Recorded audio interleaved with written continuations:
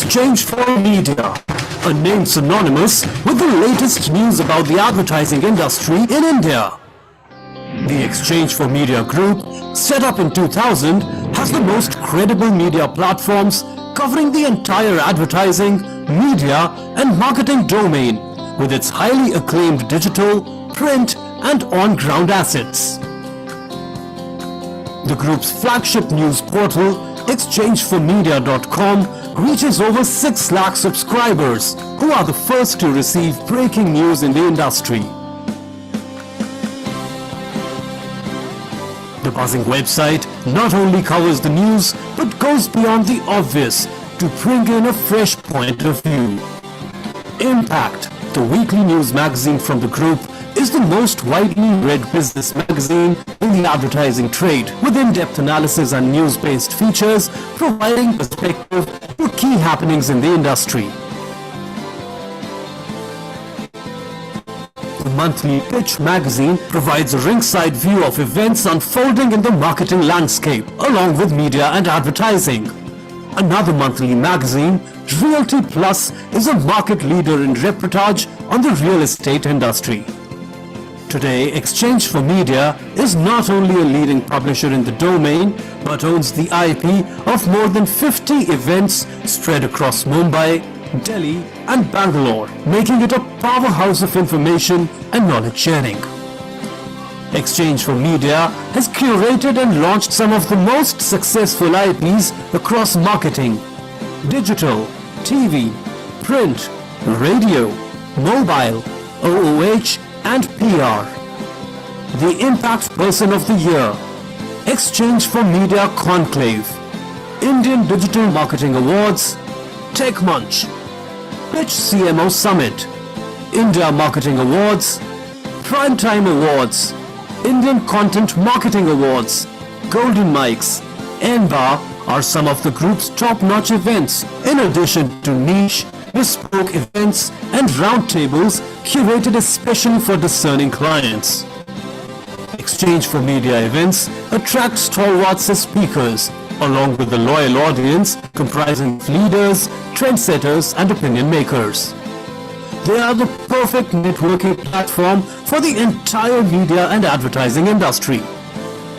No wonder Exchange for Media Group publications and events have high credibility and reach, and are the destination of choice for agency, brand and media professionals across the industry.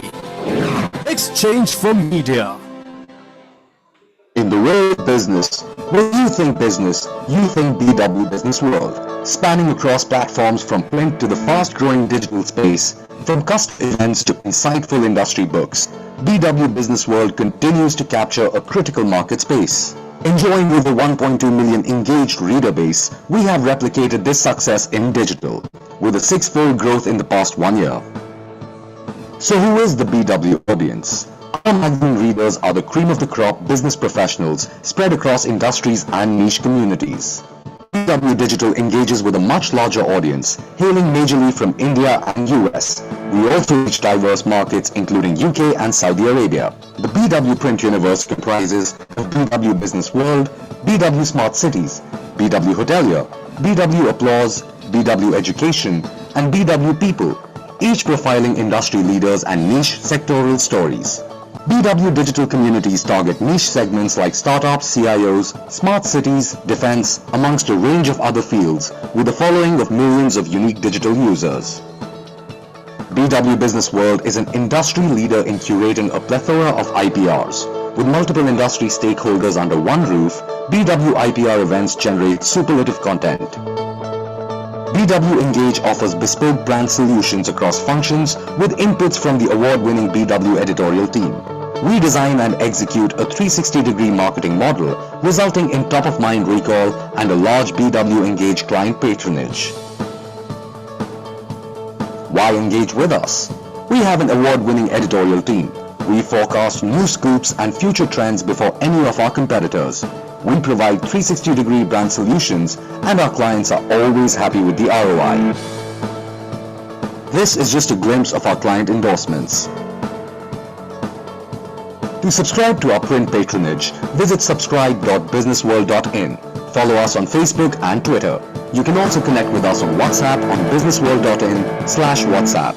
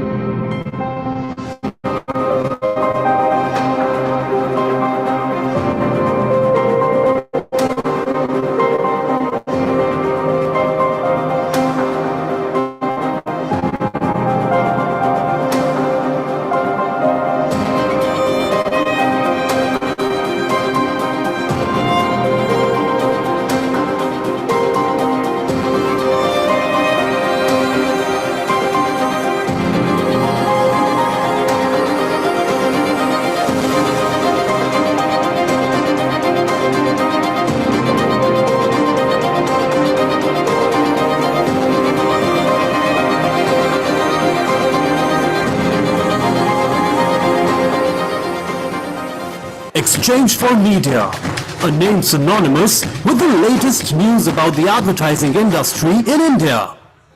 The Exchange for Media Group, set up in 2000, has the most credible media platforms covering the entire advertising, media and marketing domain with its highly acclaimed digital, print and on-ground assets. The group's flagship news portal, exchangeformedia.com, reaches over 6 lakh subscribers who are the first to receive breaking news in the industry.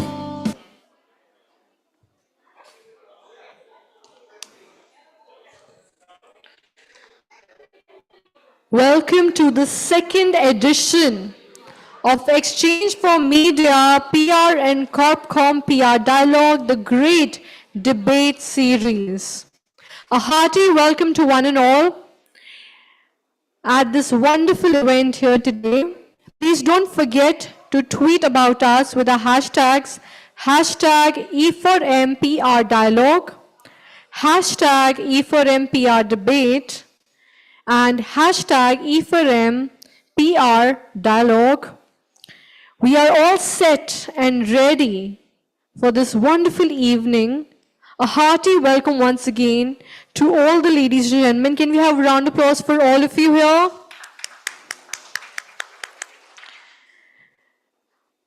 We are here promoting dialogue, discussion, debate among the PR and communication community to foster new level of engagement and community building. The E4M PR and CorpCom PR Dialogue, the Great Debate, provides a live platform for industry leaders to come together and do a candid and unfiltered discussion on varied industry topics. Through this event here today, Exchange for Media aims to bring forth a dynamic exchange of ideas, fostering innovative solutions and thought-provoking insights on the most pressing industry concerns. The second edition of PR Dialogue, the Great Debate, promises to deliver even more engaging and informative debate to drive progress within the PR industry. No event is possible without the support of our partners, so we would like to thank them as well. Presented by AdFactors PR Knowledge Driven Communications, Gold Partner, Candor Communications. So ladies and gentlemen, let's set the stage for the fairy debate.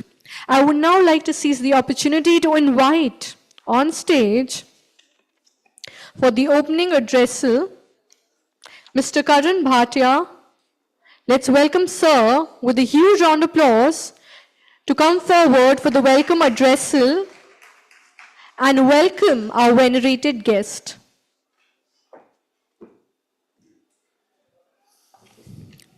Good evening, everyone. Some of you I've seen in the morning, and some of you are here for the debate. A lot has been said and discussed, so I don't want to take much time. I'll just keep it very short and brief. This is the second edition of our PR dialogue, something which we started actually in the year 2020 during the COVID time, because that is where a lot of people were bringing new ideas to the fore and creativity was at its best. And this year, in the June, we did a first edition. We got overwhelming response. So the idea was to bring different stakeholders to come and debate, and bring new facts to life. So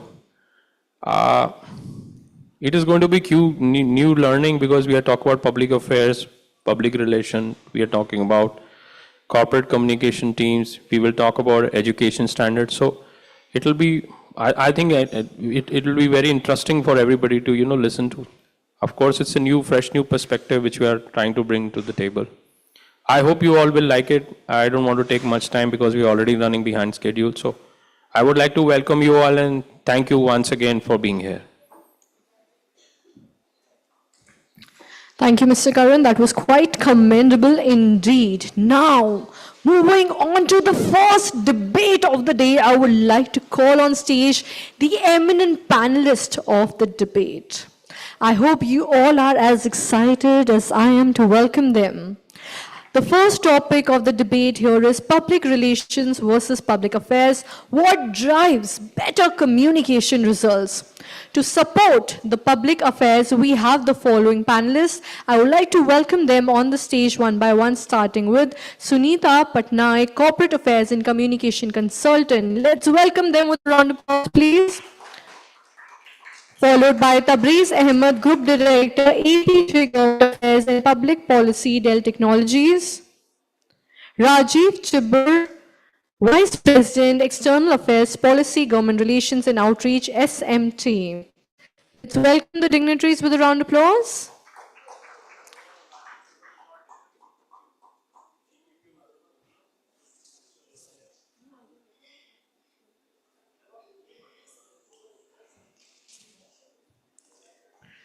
Well, I will request the humble presence of Mr. Rahul Gosain, Chief Strategy and Brand Officer, JSA Advocates and Solicitors. Let's welcome Sir with a huge round of applause, please. Let's welcome Sir, please come.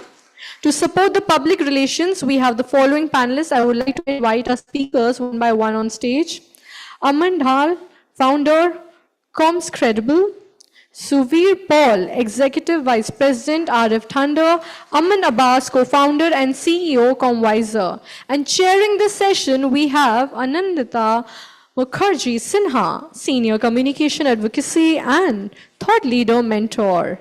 Ernest and Young. Let's welcome the lady with a round of applause. So I hope you all are ready. The allotted time is 50 minutes. And over to you, Ms. Sinha. Good evening, everyone. We won't waste much time in the introduction. We are running behind schedule. When Karan asked me that we want you to chair the debate, I thought that, yes, I'm quite of that, I'm a liberal, so very balanced. Maybe that was the thought behind. To take some tips from Anu, because he's a veteran in this, in conducting debates. So I asked him that, what do you think I should do? And Anup said, just ensure there are punches. Now, I don't really know what he meant by that, but I have two lawyers here. So whoever is punched or is about to punch, please take care of yourselves. I'll try to balance it out. So the topic is really very interesting. Between public relations and public affairs, I have to be very, very neutral as a chair. I'm keeping my opinion reserved. Only thing is that I just realized one of our panelists, something unfortunate happened, so he could not attend, Rajiv, and be a speaker.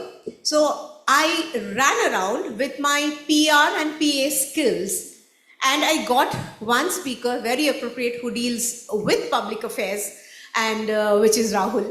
So somehow I realized that both are really, really important for the success of any work. The topic today is public relation versus public affairs and what drives better communication results. Now we have Sunita, Tabriz, and Rahul, who would speak for public affairs and for public relations. Suvir is there, Aman. Okay, so I am, two Amans are there. So one is Aman and one is Aman. That's what I was trained to do. So they are there, all very, very experienced from the industry in both the verticals. So I would like to open the debate, and first coming to Sunita. Yes, you want the presentation? Okay, fine. Yeah. Okay, done. I got it. So first we will start with public relations, and I request Aman to please open the debate on this topic. Okay. Aman, I said, not Aman. Okay. Interesting one. I think let me set the ball rolling. Saying this that affairs are short-lived, relationships are long-lasting. I think I will let my other panelists to kind of move forward. I think that's what, let me begin this debate with. Affairs are dynamic, relations can be lazy. Suvir. Yeah, thanks. Good evening to you all. You know, all fair disclosure, I run a firm that has both services, which is public affairs as well as public relations. However, as a good spokesperson, speaking for public relations, I'm going to fight really hard to say why public relations today drives a lot of what we do in communication, whether it's, building influence, persuasion, brands, whether it's crisis issues management, or it's just about reach and engagement. So yeah, I'm going to speak for public relations today. I do want to make people understand a small little thing about why we're here as communicators. One of the key things that we do in public relations is not just editorial relations. So that's the first point that I'd really like to clear about. It's not about, exposures, square centimeters, and so forth. I think what people fail sometimes to understand is the role that we play in engaging with not just stakeholders important to a business, but also the general public. When you want to drive an agenda that has, let's say, or a USP that has a product behind it, it's very important to understand the audiences you want to influence or persuade. I think that's the first point that you need to understand, is that who's your audience?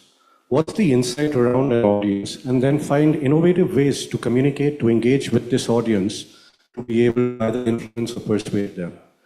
It's a lot more broad-based than what, let's say, a public affairs person would want from their agenda. It would be very interesting to hear what some of my other panelists on the other side would have to say about it. But I just feel that public relations is a lot more broad-based. And like my esteemed panelist to my left just said, affairs could be short-lived, relationships are built forever. So I'll leave it at that and hand it over back to Aman, who would perhaps like to say something. Thanks. Just come to Sunita and then come to you. Sunita, your open remarks? Okay. So I don't have an agency, but I have straddled both corporate communications and corporate affairs. And it'll be unfair to say which is harder or which is better or whatever, but I would like to establish one thing is that, as I transitioned, I realized that public affairs is so much more complex, and it doesn't give you instant gratification, right? It has a very long haul, it's a very slow burn. But when the key KPIs come into action, or when you see your success metrics, it's a wow thing. It's very business focused. You are probably turning a legislation around. You're influencing a policy in the favor of the organization. Whatever it is, you are making a huge impact, not just for the organization, but for the sector and the industry as well. So that's something that I learned. And then it's about measurement. You cannot measure. And as I said, key KPIs come over a period of time. And the other one was about influencing businesses back. You know, it's one thing to go and meet stakeholders outside, and it's so hard because they are all experts, and you need to have a very high level of sophistication to engage with them. So that was the third learning for me. Even coming back inside, just getting the outside in perspective and giving solutions to the business was another thing. So to me, I think from corporate communications to public affairs, it's been a long journey, but I now vouch for public affairs all the way because it's complex, but it's very interesting, very engaging, and very challenging, and I love that. No instant gratification. Yes, Aman, what do you have to say as your opening remark? Yeah, so in fact, you said that there should be some punches. I think I have not heard anybody in public affairs driving communication results. I think that is all driven by public relations only. And when it comes to public relations, it is public. You have all kinds of audiences encompassed into this discipline, including policymakers who you are trying to impress through editorials or through other means. Thirdly, very often when public affairs work, they need PR support, but that in most of the cases is not true the other way around. So these are the short 3 points that I wanted to make. Okay, so we heard from both of them. Now, coming to our question where we would like to the sides to respond. Sunita. Yes. Yeah. Yeah. Okay. So to Aman, he said, I did both public affairs, communication, everything. So I have a rebuttal. But before I go there, let me tell you what's my career journey. Lawyer, never practiced, went for business. In 4 years, reached national sales manager. And I was aspiring by 5th, 6th year, I should be CEO of a company. And then I met somebody called Dr. Amit Mitra. Everybody knows Amit Mitra. And he told me, why don't you join FICCI and do work on policy? I said, boss, I don't understand this. I'm good. He said, and when he invited me, there was somebody, multinational CEO, who was waiting outside. So I went in and he said, boss, there is somebody waiting, not to name. He's waiting outside, you're talking to me. He said, that person is waiting because if you don't help him, government will levy 3,000 crore tax on him, his job is gone, company is gone. So I want to influence you, whatever you are doing, this job is better. And he was only talking narrow public policy. And that got interested and I joined FICCI. From there, I moved on to different sectors.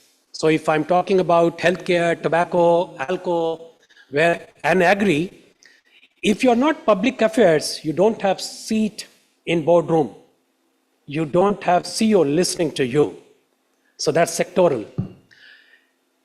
If you are looking at emerging markets where institutions are weak, all your public affairs work either makes your company survive or go bust. It's much beyond public relation. Public relation is a tiny part of it. That's my...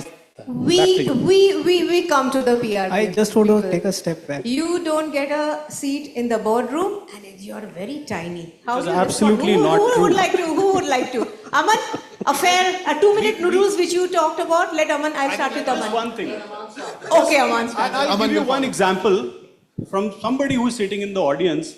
Paroma is sitting. I think she had a seat in the management committee when she was working with Google. So public relations definitely. Public relations is not tiny. You have a seat. It's taking Parma as a surprise completely. Me?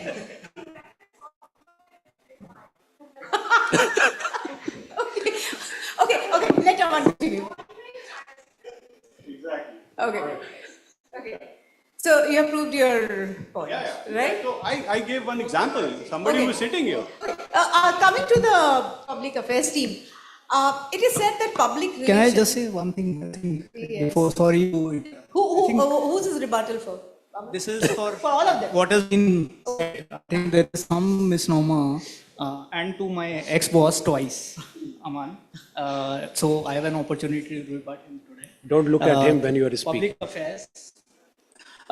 We are taking a very macro view to things. It's important we take a step back and understand what is public affairs. Public affairs, I just noted it down.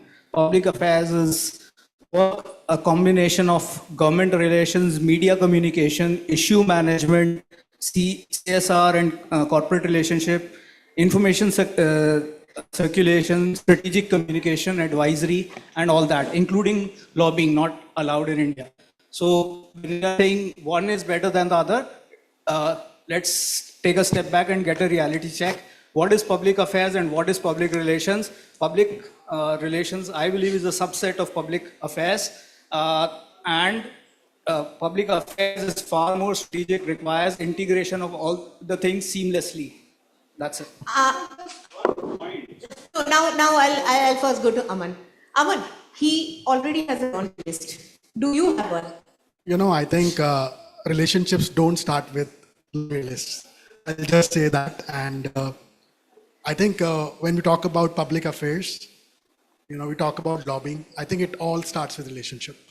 I'll end it. So lobbying and relationship. Now, PR is more of image management, and public affairs prioritizes special interest, quote unquote, over public good. Agree? Why? Tabrez.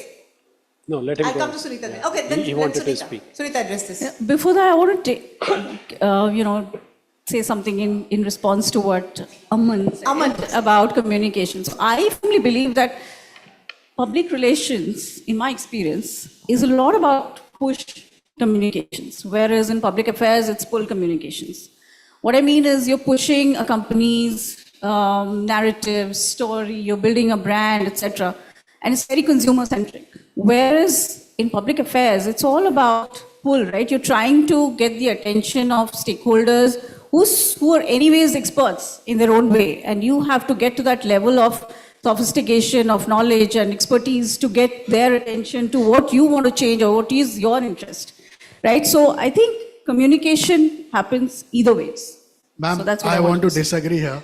PR is all pull. It's not push. Good PR is pull. What does a company want? Reputation management. What does the PR do? Reputation custodian. Building up an image, sustaining it, reputation is all, everyone wants that, it is said.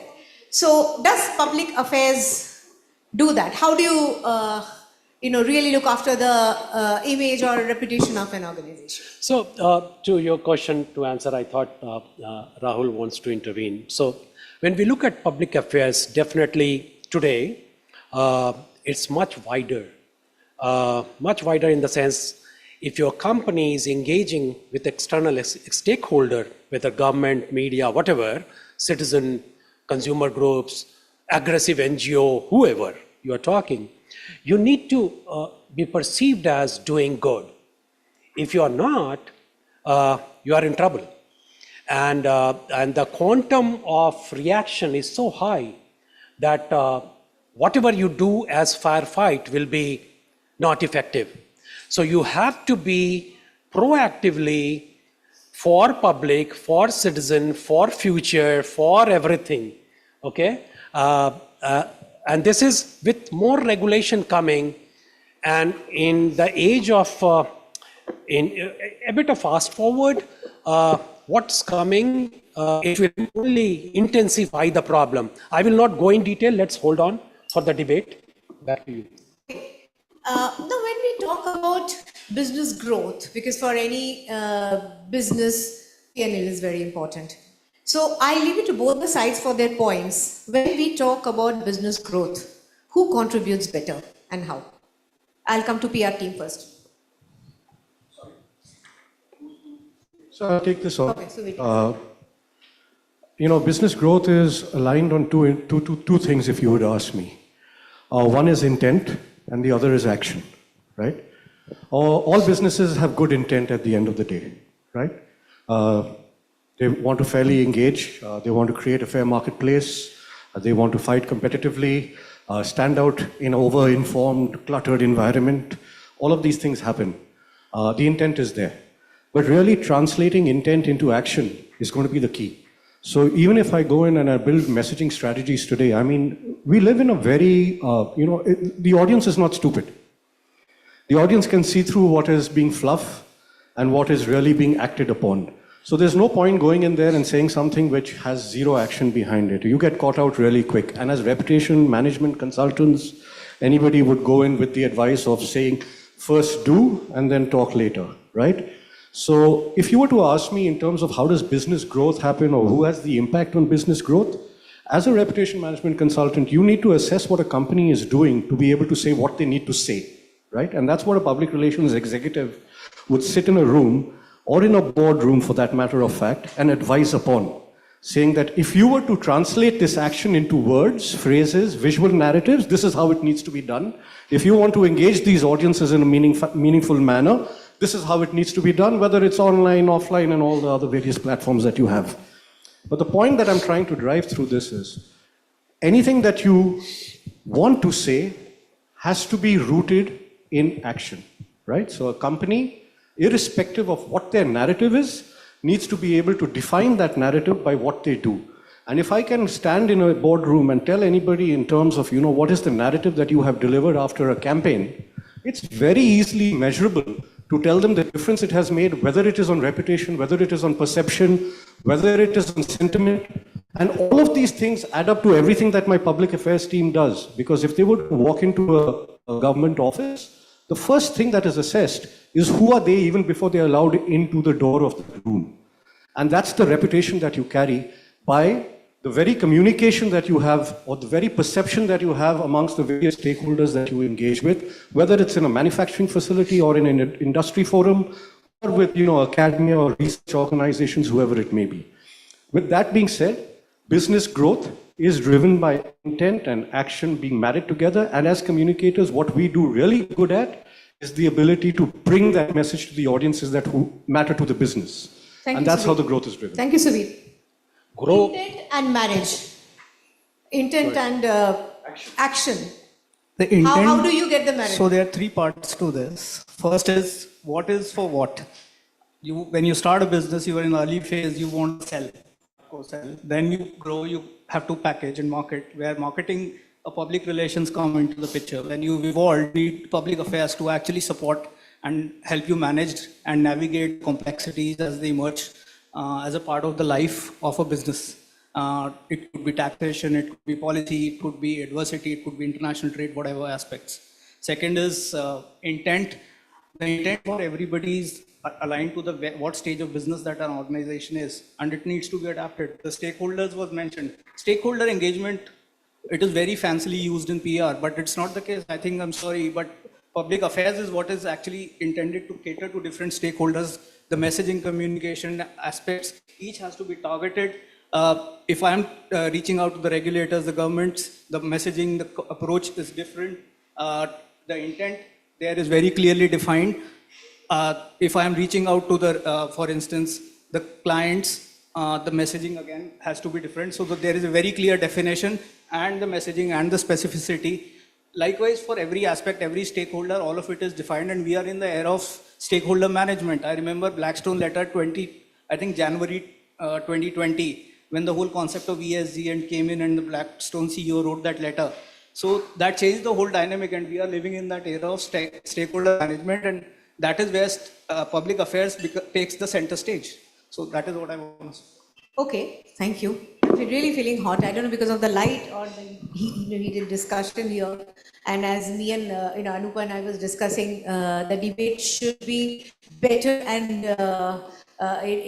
really charged up more than Donald Trump and Kamala Harris is what we decided. And I think that's exactly what we are doing. Can I add to that? Yes, please. So, you may have a great reputation, but if you do not have a favorable regulatory environment or favorable policy framework, I don't think the business will sustain.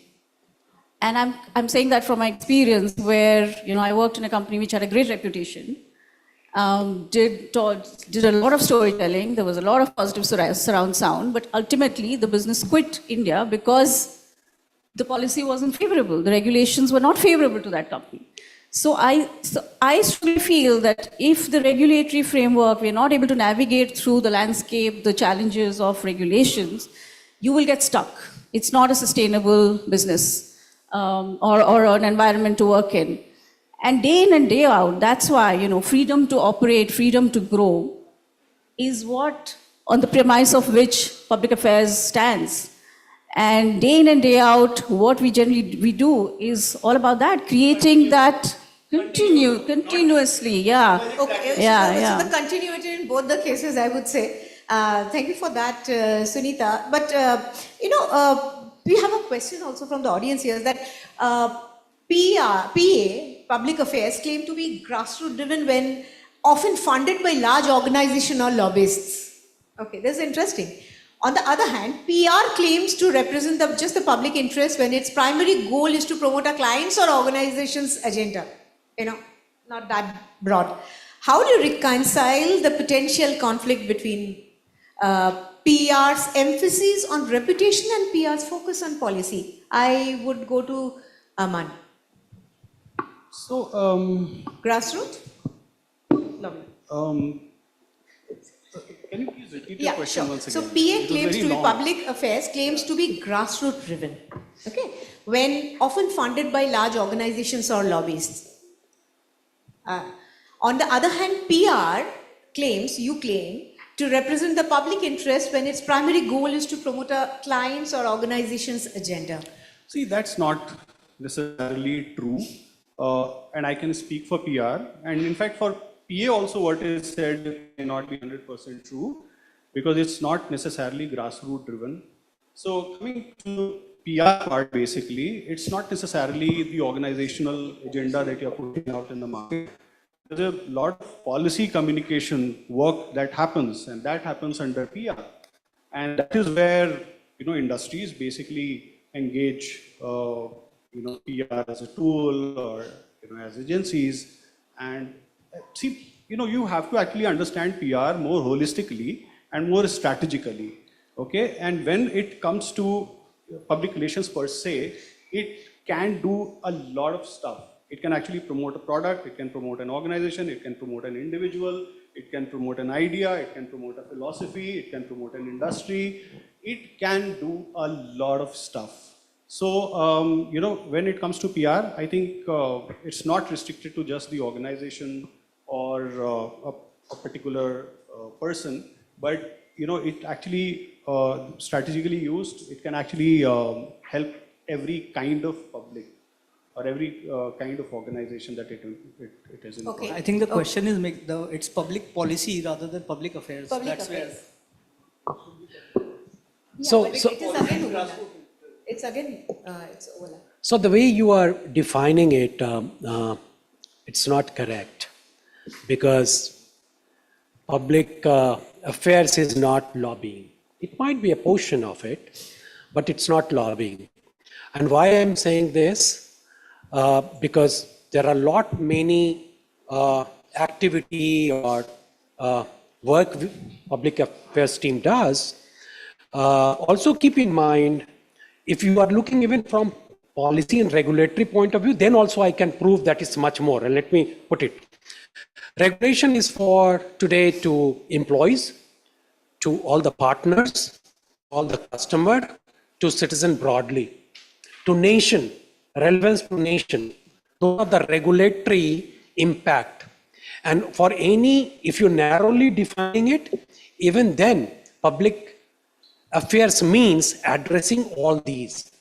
Okay, and the moment you address all these, if your employees are, suppose women are coming, working after 8, it's highly regulated, right? How you will treat your customer, you will be with citizen broadly, even if they are not your customer. Everywhere you look at, there is a regulation. So even if your narrow definition also makes it so wide that public affairs means everything, the way you communicate also, that's also regulated because you can't have fake advertisement. And there are not now, Drug and Cosmetic Act, long back, clearly defines that you cannot claim magical things. So what I'm saying is, even if you narrowly define it, the impact is huge. And you cannot, you have to be responsible company in public affairs space. Both are subjects where I think we cannot measure it in a very tangible way. I honestly feel it's intangible in most cases, but both are really, really impactful, and both are definitely very necessary. Now, we had some sessions about crisis communication in the pre-lunch. We had some sessions. Now, when it comes to crisis, now forget the debate. I just want to know. We know PR role, what they would do. How can they be an integral part to align with public affairs people? Or is it possible or absolutely not? I would like first, Aman, if you can just ask. No, then I'll come to Sunita, or I'll come to... I think because the question is in such a way, I think they should start first. No, you start first. So I think let I me would make give you time to think. Let me make a few points first. Then I think I'm going to come to this question. I think Rahul said that, himself said that public policy comes far later.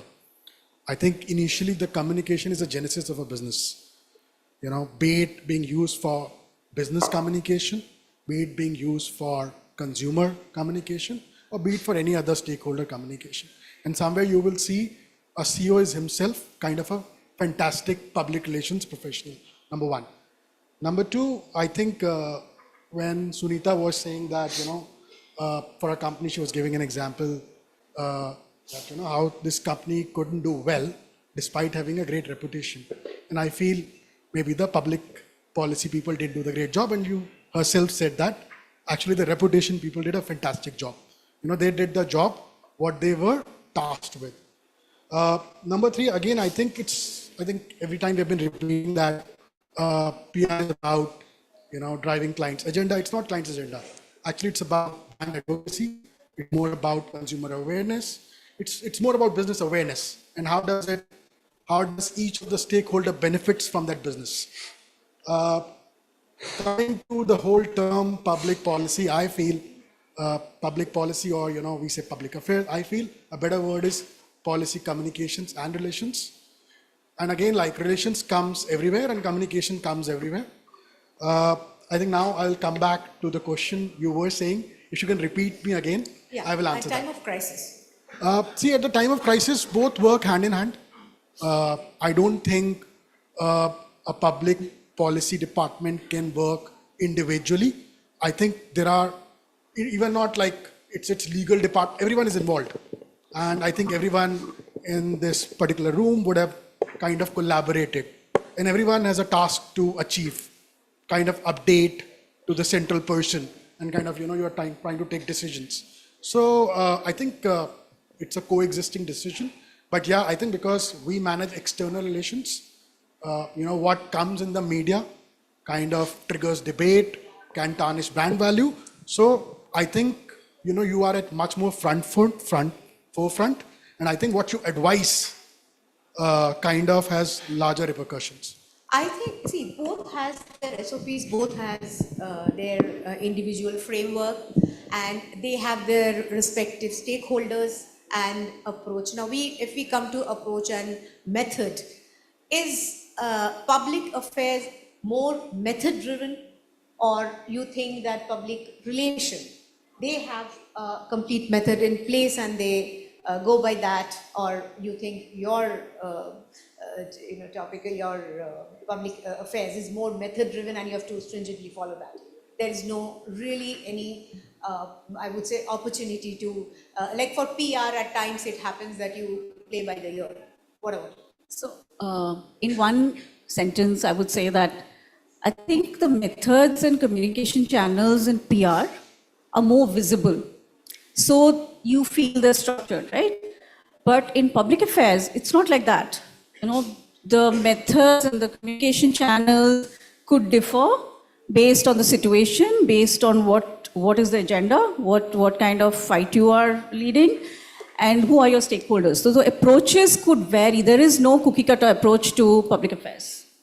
But as I said, the methods and channels are more visible in PR, And therefore, they say that it's more structured. But again, You have PA something also to add to has it? its own. You have something to add to it, Rahul? Yeah, so I'll just give you an example. I work in a law firm. We have 19 service lines. We work across how many sectors? Every sector very similar to Big Four. And so every sector has a different regulator. Every service line would typically have one or more regulators. It's different kind of judiciary or regulatory system. Different kind of stakeholders across hierarchy. And what has to be said to who has to be clearly stated. So this is just the regulatory side. Then the client side and what are the client requirements are different. So everything needs to be very, very clearly identified, discussed, what has to be said to who in what manner. And then it has to harmoniously work together. There has to be a practice level alignment and then at the firm level alignment. So when you're working at in a public affairs scenario, it has to work together in a very seamless manner. So it needs far more planning. A subset of it is actually PR, which kind of flows, which is more dynamic than as in something happens and then you respond and react and whatever is the side. And Planning is I don't think that is true. I'm going to come in over here because I've been waiting really long to jump in. You know, crisis and issues management is not only at the time that a crisis hits a company or there is an issue. When you do crisis and issues management, a broad part of our time is actually taken into studying and preparing organizations with their protocols, trying to identify people, understanding risks, vulnerabilities that exist within an organization across functions, across verticals, etc. So there is a large part we play in crisis preparedness planning. Yeah? And when you do that, you work across every faction of an organization, right from understanding who are the people that welcome you at the factory floor, or who are the people that work in your IT, or in your finance department, or the public affairs team to understand what business challenges could come from regulatory risks that could exist in a marketplace out there. So, crisis preparedness planning, and we're not the fly-by-night operators that come in, and say, oh, you have a problem, we're here to fix your problem. I'm sorry, that doesn't happen, right? To you. So, thinking about that, how to avoid the problem proactively, that's key. Whether, to be very honest, though I'm for public affairs, but I want to give credit to them also. Oh wow! Because oh, wow. both They're scoring brownies. Don't forget. Yeah, no, I hit them twice, so I don't want to anymore. So both do the same. But what I want to really talk about, to be very honest, and I'm responding to Aman. He said both of us have to coexist. Actually, my thought is something else. My thought is actually both of us are disrupted today. Both. Public relation and public affairs. And both of us are massively disrupted by technology. Okay. So it's not that who will doing a better job. We have to think in change scenario, how we can survive and do a better job. I can go in detail, but let me stop here. Okay. I would come for your last words. Before that, the audience wants to know. Not the nation. The audience wants to know. Just raise up your hands. Wait, hold on. I know, just see the excitement out there. Raise your hands for public relations. Debate your whole premise. I don't think public relations and public affairs can be distinguished from each other. Yeah, we'll just talk that. No, let me finish this point. Because, we work as a team. Public policy and PR, if you have ever worked in an organization and if you've been part of the business team and the leadership team, we work together. There's a very important part of PR, which is policy PR. And similarly, for government relations, you need PR support. Without PR support, you won't succeed. Similarly, to her point, if the regulatory framework is not supportive, no amount of PR will get you the desired business goal or functional goal. So this whole distinction is something I question, because it doesn't work like that in real life. Well, it is PR and PA.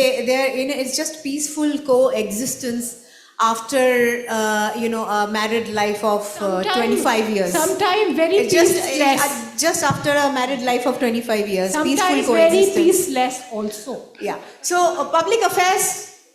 Just one thing I wanted to add here, Paruma.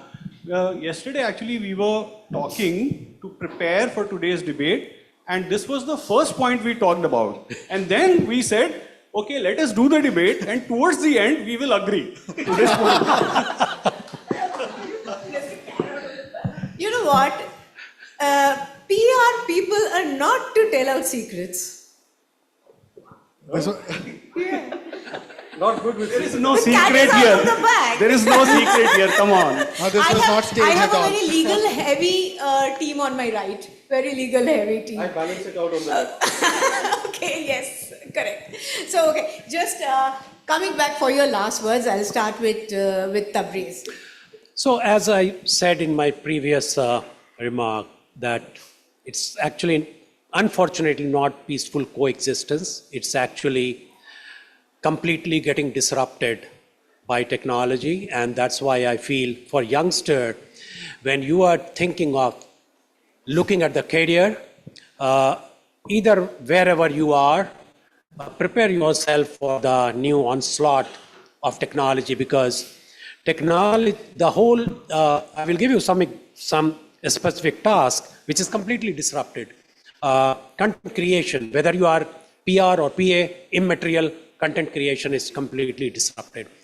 When it comes to messaging, whether you are on this side of aisle or that side, because of technology is completely disrupted.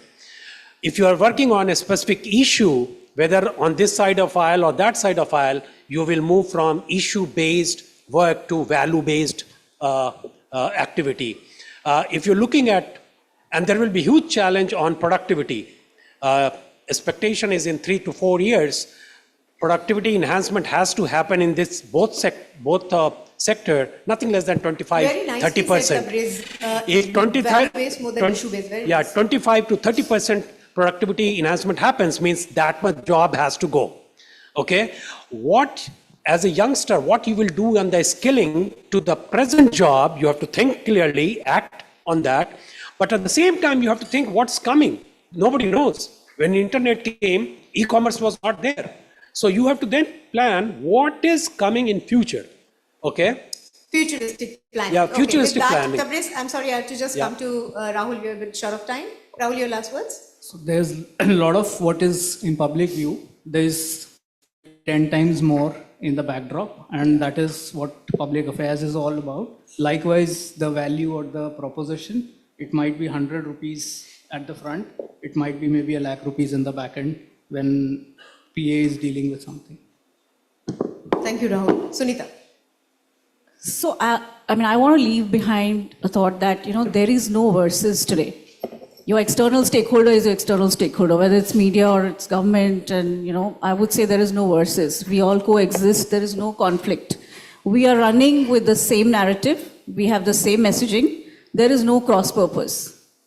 So, having done corporate affairs for the last 4 years, I have a seat at the table, and obviously it's largely because I had 50% of my time is in government relations, is in stakeholder management, is in public affairs, but that doesn't matter. Ultimately, everybody is working towards one goal, that is to have a sustainable business. Excellent. Sustainability. Yes, Aman, to you. Last words. So, all goody or some punches again? Let the youngsters be energized and be really optimistic Punches. towards both the profession. So I basically, it's two points. One is the measurement. In fact, there's a lot of conversation about PR measurement. What about the measurement of public affairs people? I still don't know, and I would like to be enlightened on that. And particularly from 2014 till now, what has really happened in public affairs space and from the measurement viewpoint, I think that is something which is very important to be discussed, and people need to be enlightened on that. Whereas I think PR, everybody is counting either the clips or the messaging, where all it has appeared, the add value equivalent, or the reach and all of that. And I think, so I mean, that scrutiny is definitely there. It is more measurable. But having said that, there's no doubt that both have to coexist and work together in an organization. Thank you, Anu. Thank you so much. Suvi, over to you. Yeah, I'm going to keep this short and sweet. The headline of what drives communication results. Well, communication results aren't measured in regulatory success. They're measured in trust and reputation. And that's what public relations is all about. Okay, thank you. Amma? I'll just end with, the future is all about, are you AI plus 1, AI plus 2, AI plus 3 or not? Number 1. And number 2, do you have public intelligence? I think I'll coin the word, this. I think it's going to be public intelligence in the future. It's all about stakeholder management. It's all about reputation, enhancing and sustaining the reputation of a company. It's all about business growth. And both the verticals definitely need to, whether they can be measured or not, tangible or intangible, both are very important functions for any business in today's date, and that we are any which way seeing. So, both are concerned with shaping public opinion. Where do they differ? I'll just come just 2 minutes. Focus. Public relation focuses on commercial goals, such as promoting companies' products, services, and image. Affairs focuses on political goals also, such as influencing policy in favor of a company, which is very, very important, at least in the Indian sector. And why not international? Goals. Public relation aims to build and maintain a positive image for an organization. Public affairs aims to influence legislatures, politicians, public policy holders, government people. They are the regulators. The framework needs to be, passed through. Methods. Public relations uses marketing tools, tactics, such as building relationship with media. Public affairs, they also need to, work greatly on relationship building. Well-known with the well-known brands, well-known people, influencers, I would say. Public affairs uses methods of persuasion and research. They need to do a lot of research to, derive to whatever the strategy they want to make. Examples of responsibilities we talk about. PR responsibilities include many things which we know that we have been doing for years, and all the youngsters, they are also doing. Public affairs responsibilities include communicating with the quote-unquote policy drivers, the influencers, the government people who are authority to sanction certain the approvals. Based on that, the framework, then it is built. Both are very, very important function. Yes, PR, I would say, the advent of public affairs was not so aggressively spoken as we are doing today. Mostly it was PR, but now both the functions are working definitely hand in hand with an ultimate goal, as Sunita said, for the betterment of an organization. I have beautiful panels here. There were no bloodsheds, and they are such beautiful people that they decided they'll end this debate agreeing to disagree, and also they feel that they have concluded saying both the functions are very, very important. So bright prospect for all the youngsters here who are aiming to be a PR professional or a PA professional. Good evening to you. Thank you so much, panelists. Wow, what an amazing panel discussion debate was that. I would request the dignitaries to please stay back onto the stage. Please come back. Well, we have to honor your humble presence here, indeed. So without further ado, I would request the humble presence of Mr. Nitin Herbal from Exchange for Media to kindly come forward and present our debaters with a small token of appreciation. Everybody, can we please have a round of applause for them for diligently curating the entire session and making wonderfully educative and knowledgeable for one and all.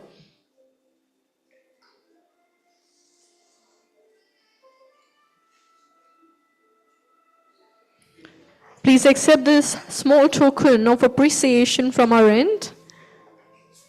Truly an honor to have each and every one of you present here with us. To the lovely audience, can we have a round of applause? Thank you so much.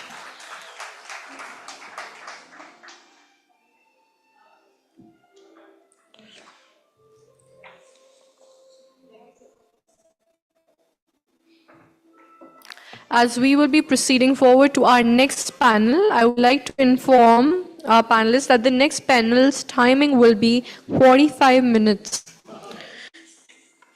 So kindly please adhere to it. Once again, a humble thanks to our debaters here, to the moderator, madam as well, for such a wonderful session indeed. Kindly take a seat. Moving forward to the next panel now. This debate is on a very interesting topic indeed, education standards versus skill development in PR. Do we need an education overhaul in the new world order? For the motion, we have the following panelists. I would like to invite our speakers one by one on stage. Starting with Dr. Kulveen Trihan, Associate Professor, USMC, GGSIPU, Paroma Roy Chaudhary, Advisor Outreach and Crisis, Office of Chairman of Board of Trustees and Vice Chancellor, Ashoka University, Dr. Dhruba Jyotipati, Professor in Media and Entertainment Studies and former Dean and Director, India Today Media Institute. A humble welcome to all of you. Now we would be calling against the motion. The following dignitaries are requested to join us here on stage. Dr. Surbhi Dhaya, Professor and Course Director, English Journalism, Indian Institute of Mass Communication. Dr. Sameer Kapoor, Director, Ad Factors, PR. Ashok Acharya, Professor, Department of Political Science and Director, Delhi School of Transnational Affairs, University of Delhi. And to chair this session, we have Ravisha Agarwal, TEDx speaker and communications coach. A hearty welcome to our dignitaries here on stage. I hope this debate is fire-packed and full of energy and enthusiasm. Let's hear it. Come on, everybody. Let's give a round of applause to our dignitaries here on stage.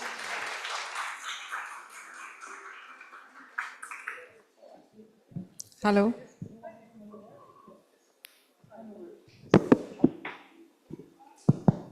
I think we anyways need a fiery session because everybody needs a cup of coffee, especially the ones who've not gotten. So to begin with, this is what a room full of communication specialists look like. Really serious. But I do not come from this industry. My job is to make sure that there's a rocket launch here and then there's another firecracker that side. So I hope these guys take their claws out. So I don't want them to be beautiful human beings. Because this is a very important topic, and I'm sure the youngsters sitting here would be like, yes, somebody has to speak in our favor. What has been with us, what needs to be in our favor. So this is for the motion. This is against the motion, keeping it simple. And let's read, do we need an education overhaul in, you get the idea. I will not ask you anything right now, otherwise we'll have a bias side of the room, but let's begin. By the way, if I forget your names, please forgive me. Like I said, not from the industry. Okay, so when I was asked to, be the moderator, the first thing I did is get hold of these people who are your biggest stakeholders, students, right? So what exactly do the students go through? I see a couple of them having a good chuckle here. What do they go through, the whole process? And I asked them, and a couple of things came to my notice, and I will quote them exactly what they said. Let me start by questioning the cornerstone of this debate. So there was this one statement that stood out to me, though most of the students said the same thing, but this statement stood out, which said, the things we study in our college about PR and how a PR industry functions today are like two different worlds. Do you guys agree to that? I'll ask Dr. Paroma first. Okay. You seemed, your bob haircut gave you that aura, so I assumed so. I just have an aura anyway. But anyway, thank you very much. So I have taught for about 6 years in Shivnadi University, storytelling and personal brand. And before that, I have had a long corporate career, about 25 years, with very large companies. And then now I work for Ashoka, but I don't teach. I advise on crisis and long-term reputation, and I'm attached to the board. So I am under no obligation to speak in favor of the motion. I actually given my students feedback over all these years. One of the things, and this is not self-praise, I hate self-praise like anybody else. One of the things that, because we in Shivnadar, the dean and I made the curriculum up from scratch. And it was almost all practical stuff, like having people from industry speak about their experience, having communication experts, having business leaders, having important brand stakeholders to talk about personal brand building and storytelling. And every student said that they liked this format so much more than classroom teaching because it actually taught them things in real life. And at Ashoka, as you know, it is an excellent center of learning. We look at critical reasoning and experiential learning as such across all disciplines. So I'm turning this on its head. In disciplines like reputation, I don't even like calling it public relations. I think it trivializes things. And even in public affairs, you have to focus on actual experiential learning. I mean, you have the books, of course, but if you depend on them, you won't get anywhere. You have to learn hands-on. You have to learn with your peers.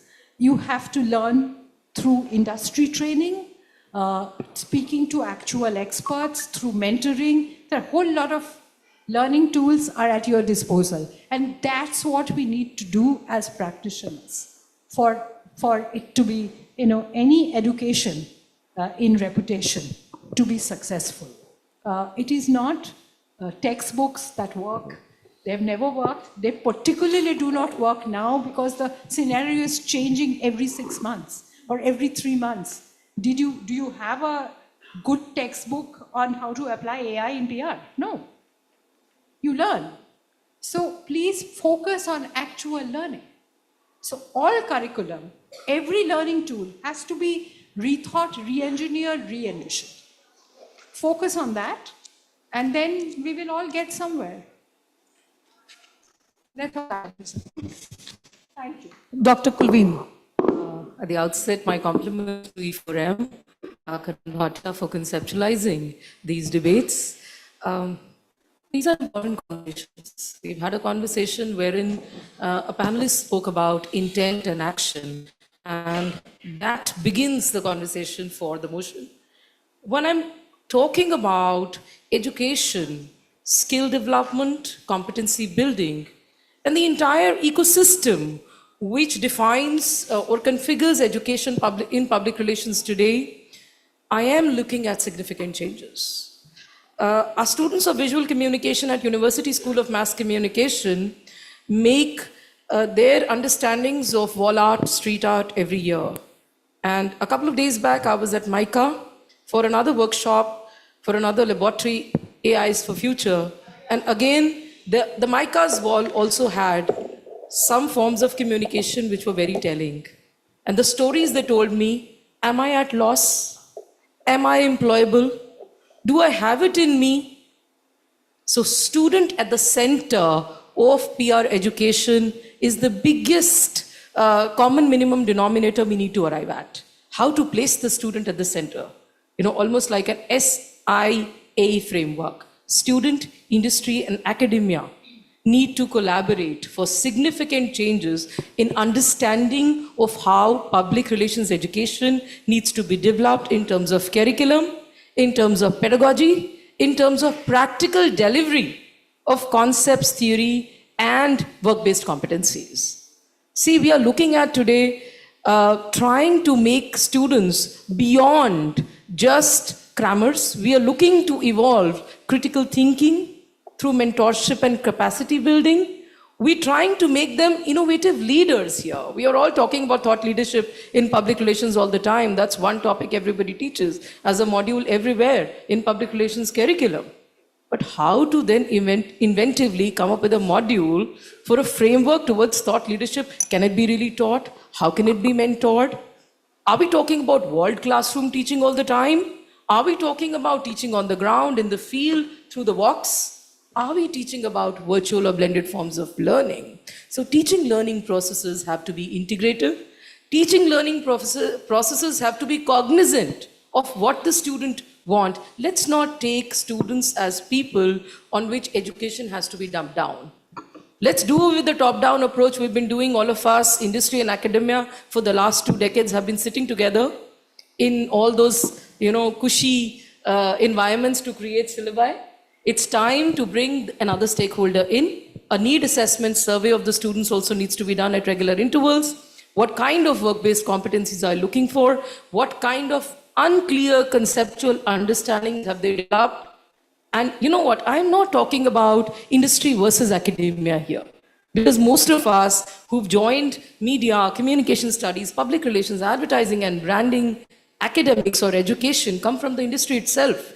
We joined long time back. Some of our colleagues are teaching at both places, even now. So there is no versus between industry and academia. Industry and academia need to come together for this overall. Come together to create an ecosystem, a framework wherein we create a conscious student. We create a competent student. Conscious is also very important. Life skills are very important, which come from, having critical deliberations with the academia, wherein they try to get support, strength, understanding of ethics and values to integrate when they create campaign strategies, when they create crisis communication roadmaps. So that's very important. And the practical aspects of implementable skills or applicable skills in everyday situations in the public relations exercises, which they do for the organizations and clients, is something they acquire as competencies from their industry leaders. So let us all converge and not look at diversionary, or for that matter, scattered way of looking at PR education. We've been doing that. We've been collaborating in the past as well. That's nothing new. But the collaboration has been lopsided. We need to come up with a bottoms-up approach with student at the center, with industry and academia as equal partners in this teaching, training, and research processes, which are engaging, which are interesting to the students. They have a short memory, remember these days. They have a short attention span. So how to create that critical learning environment? How to create a PR literate student today? And over to you. We have Dr. Durba, though you've summed up one entire question. Nevertheless, anything to add to that? Okay. Good evening. My compliments to Mr. Karan and the E4M for creating such platform where all of us are getting a chance to meet, interact, and share our experiential outcome. I'll just mention a couple of points where Kulbin has just concluded. From the classroom, I land up in UN job, and suddenly, of course, that time there was no digital, but suddenly sitting in Paris, so my secretary told me that you have to dictate these minutes and it has to be compiled and send it across to the head office. I didn't understand what is this minutes and all that. So I was totally confused. So she was looking at me what actually I was going to speak to her. So that was the kind of state of affair as a university topper, but the kind of classroom engagements were given, securing good marks. I always feel proud I'm a gold medalist, so there's a lot of things I have achieved. That time I realized I don't know nothing in life. So to be very honest, she not my secretary that point in time, but she is the first who taught me all practical facets of managing communication in the development sector. Now coming back, I will just speak on my last 9 years of experience outcome, which I have done in India Today Media Institute. We're part of the leading media house in the country, and all the media spectrum that we have. So day one, I am told that we cannot train your people or your children. So you make them so much of competent and with all skill sets, So day one, they have to deliver the result. So my first experiment, I start overhauling the complete curriculum. 6 months, they have to do internship in different branches. Every 1.5 months, they have to shift it to different divisions. Depending on the kind of 4 choices they make, entire 6 months, they have to work. And 1 semester, they have to study. And the study part that I focus that all the practical aspect, like take an example in the PR, Mr. Kapoor is here who will agree with me, you will get lot of competent, academically brilliant people, but writing a press release or something like, you know, you will find 100 kind of mistakes. Writing appropriately a particular paragraph fitting into what clients need, depending on the clientele you are managing, that is one. Number 2, as far as the PR education is concerned, I found, or what I've implemented, there are 25 micro segments of public relation. Now, fashion communication or lifestyle PR to consumer relations to the financial PR to the IT PR or brand communication to so and so forth, forget crisis communication and all that, 25 micro segments. So now you have to embed it in the curriculum in a way, brief classroom, but more practical synergy part. So there are, in a semester, more than 130 people comes for teaching. So, of course, in a business P&L side, he said, you are all spending a lot of money on that part. I said, yes, I do, because the children have faith in us. They have come with an aspiration. So what point I'm trying to make, if Mr. Kapoor find 3 children I'm sending and said, no, they can deliver the result within no time, that is called the outcome. So education must be outcome based, 1. Number 2, although I was little surprised, I was told to speak against, but they're now speaking in favor or whatever, but I will just coin this terminology. Skill sets and the curriculum part in an education institute is like a fish without water. And we cannot withering away about the market or our stakeholder. We need to bridge that gap, create an appropriate synergy, because every child today, whether they will speak it out or not, but I'm telling you, I believe more than 11 batches have passed out. So I could, as a survey that I got, 99.9 people come and join, they want a job. So, and today's contest, students are no more students. Even our case, we used to call them trainees on probation, because everybody wants, because they have invested and spent. So whatever you are teaching, it must give them a kind of appropriate way so that they could find a better career path or a solution for them.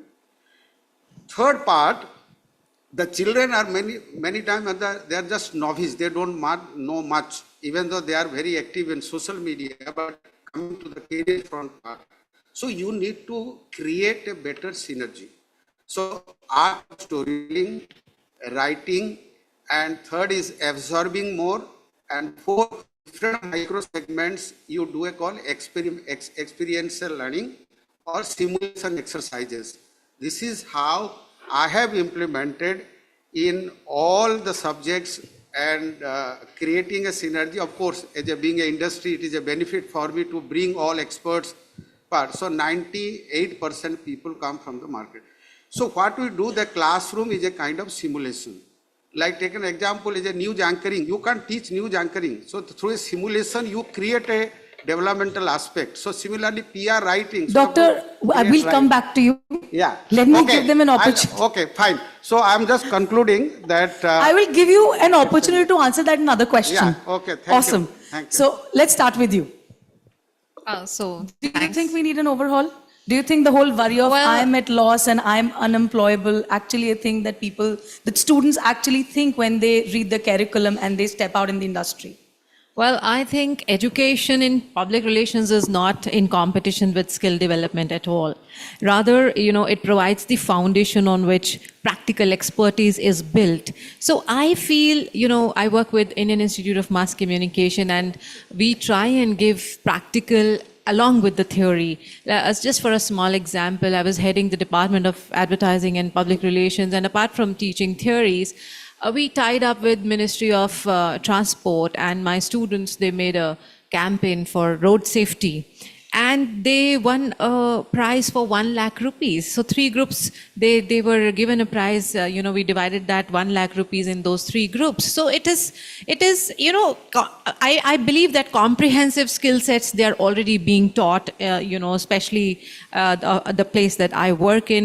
And I feel that modern PR education, it is, designed to cover both theoretical and practical subjects, because ensuring students are, equipped with core competencies in communication, in strategic thinking, in media relations, in crisis management, and also, institutions, they are continuously, they are evolving their curricula to include digital PR or, data analytics or social media strategies. So therefore, I feel that, the current education system, it already integrates the necessary skills for the modern PR professionals. And I strongly believe that, theory strengthens the practical skills, because, understanding theories of communication, of persuasion, and, public opinion, they equip the PR professionals, the budding professionals here, with the intellectual foundations to approach the real world challenges with what are the nuances of the same.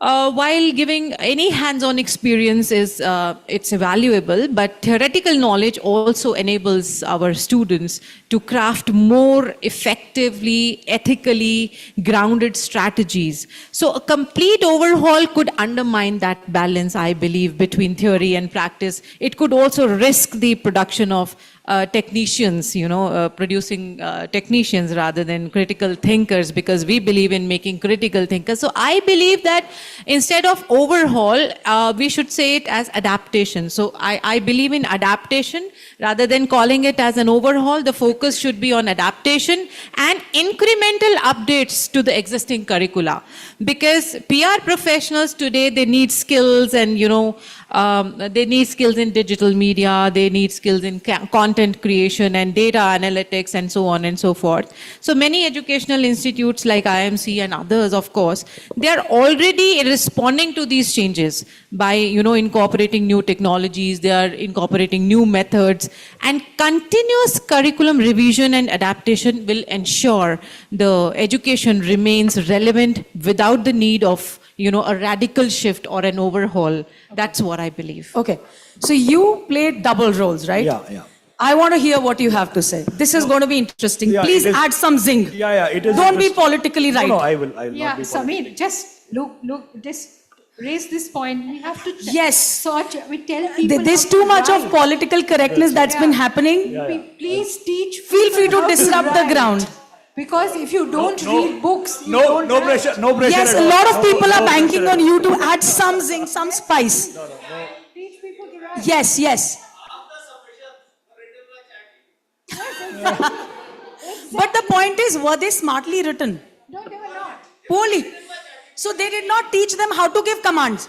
So basically, They were not, Point okay, they is- were smartly edited or they were not? So I guess in many ways you're proving our point that it's not about what is in the curriculum, but how pedagogy or pedagogical innovations can lead to better AIs in future. There's nothing. and how can we integrate, theory and practice both? So she's right now being very politically correct. I can figure it out. You go ahead. Yeah, thank you for that. I'll just give a caveat. As we all know, Karan called me up that I don't know, there are no people against the motion. You have to be against the motion. I don't know what you have to say. Just be against the motion. And as a true PR professional, many of you know that many of the clients gave us a brief that just make it look good, irrespective of what the product is. I think I'm going to do that job. I am against the motion, so I don't think we need an overhaul because I'm speaking. I don't believe you. I'm sorry. His body language gives him away, does it? No. Karan has something to say. His body language gives him away. Overall, it's something, overall is something, which you need, you change the entire code. I think implement change is something that we should look at. I'll give you an example. One of the newly minted billionaire by the stock markets in India was roasted live by a stand-up comedian. And he went by the practical aspect of PR, and he thought he will just tweet and he will see that, what can a stand-up comedian do to him. The markets reacted. 5,000 crores were wiped out by just one tweet. And of course, the round 2 has just started. Now, the point is that theory precedes practice. If he had read the fundamental theory of public relation, I think he would not have reacted in a way. The only thing I'm trying to make is that when we say overall is not needed. Like ma'am said, IMC, IP, and other colleges where I teach, there is a 90-10 ratio, which means in a 2-year course, that is 24 months, 2 months goes in for a practical training. That means you do what is called an internship, right? So it's a 90-10 ratio. As I said, our job from PR perspective is, can we make this 90-10 a little better? That's the job, right? Many of us are in a hurry to just get into what is the practical part. And Parona ma'am gave a brilliant example on AI. Of course, there was no AI when we were reading all that. But the more we change, the more things tend to go back to the mean position, which means we will still need fundamentals. And back to basics. The case in point is online media, right? What you talk about yourself is still seen as advertising. What others talk about you is seen as PR. I've seen a lot of this happening right now. Yeah, I know everybody, what everybody does. That's right. So case in point is, let's say the e-commerce websites that have come in, there are a lot of brands that we've not even heard of. But we still go ahead and buy that brand is because how others have rated those brands. So we are looking at endorsement from third party to talk about it. We are in an era where people have stopped trusting mainstream media for whatever reasons, but they'll trust people like you and me, which actually brings back to the point of public relations, right? And the theory part. So the aspect of an overhaul, because that's what the headline says, is overall is something that is needed? I don't think so. All colleges have already started doing a mix of industry and, of course, theoretical aspect. But without theory, it's like asking a doctor to go for robotics without understanding what the human anatomy is all about. And the second part is, and this I know I teach at IMC as well, many of these professionals or students have not read any book on public relations. Any book. They only go by notes. They haven't read anything, period. If you see, I will not say that. If you see the way people write, I mean, Rajiv Vemani's statement when this unfortunate girl died, did you see the statement? We are all comms professionals here. It totally lacked in judgment, it totally lacked in empathy, it totally lacked in context. If you know how to write, that's a basic skill of a communicator. So please learn to write. That's right. And for that, you have to read. That's you right. don't read. That's right. You have something to add? All right. Many thanks to E4M and to Karan Bhatia. And, not just physically, but I'm actually an outlier in the sense that I belong to some other discipline, which is not really exactly PR. I teach political science, but I guess at some level we all converge in the sense that we all belong to liberal arts programs that exist in many places, and any person who's doing PR would all like to take some breadth courses in other, social science, humanities disciplines. Yes, well, it's not only that I think I'm stuck with this motion, I actually enjoy being here, speaking against. And I really, really believe there is no necessity of an overhaul. I will take the last statement first. That was spoken by Samir Kapoor on, do our students read? Does anyone here who's a student, I'm not asking others, who's a student, has read Marcel McLuhan, has read The Art of Rhetorics, has gone back into the, into, let's say, examining a little bit of the Greek literature on rhetorics, and from where you get the whole idea of what persuasion is. And then, the entire communications builds upon, the art of persuasion, the kind of words we use and how you use. And that is unthinkable, unachievable, unless and until you go back to that stage and have some in-depth training in some of these things. There is and for that one needs to understand, some of the classics. I rarely see students interested in classics. This is not a reflection on the students sitting here. Exactly. You all are going to be professionals, I'm sure. But, this is a reflection on my own students. For instance, for the last 2 decades, I've been teaching in Delhi University, and I also taught abroad in Canada, in the US and all that. And anywhere I've gone, I've found most of the students are just hung up on getting a set of readings and just doing the readings and never even bothering to go for the references as to where the source of this actual knowledge comes from. And so they don't even bother. And many of my students, I'm very frustrated with them, and I tell them, there are unless and until you read this. May I ask you, and I would like to put the point here, do you think that we all come from a certain generation where references were from books and library while the times have changed? It cannot be the same pattern of education because we are in the AI times. Correct me here. I would like So I would like to. I'll just complete the question, maybe it'll give you better context. So being currently in the world of AI, the change that happens is so quick and so volatile that this is something that has come up, that is the industry keeping up? Yes, because it's business generating. But is the educational system keeping up with that dynamic change, do you think? Yeah, so there are 2 points to it. Number one, the debate has to be broad-based. It should not be metrocentric. All the examples of USMC, of IIMC, of MICA, and other such institutions which are being brought forth, that, curriculum revisions are a continuous process, that we're looking at examination, evaluation, or delivery, pedagogy, in a more flexible way all the time. These are metropolitan. We have more than 800 institutions in this country, public, private, and others, who are imparting public relations education in the country. There, the stagnancy, the redundancies lie and are very, very obvious. So whenever I go visit various institutions in India and outside India as well, one major gap which I find, and this is not a question, it's about praxis. This is not a question about, skills and the theory and the practical skills. It is about the way we integrate theory, significant changes in not just the curriculum. The curriculum revision is only one aspect. It's about pedagogical innovation. Are we able to deliver which engages the student to learn, co-learn, co-participate, and then convert the intent to action, which the previous panel was talking about? That's number one. Number two, again, we have to talk about this particular aspect of, are we, deeply engaging with readings? Are we deeply engaging with reference materials? That is where it is. The sources of data, the sources of information has to be integrated in the way we impart education. So please do not take it as theory versus practice. It's about integrating, but the educational overall is required in the ways we mechanize, the ways we implement this marriage of theory and practice. Otherwise, the gaps remain. So from what I understand, you're saying serve the dish, just plate it better.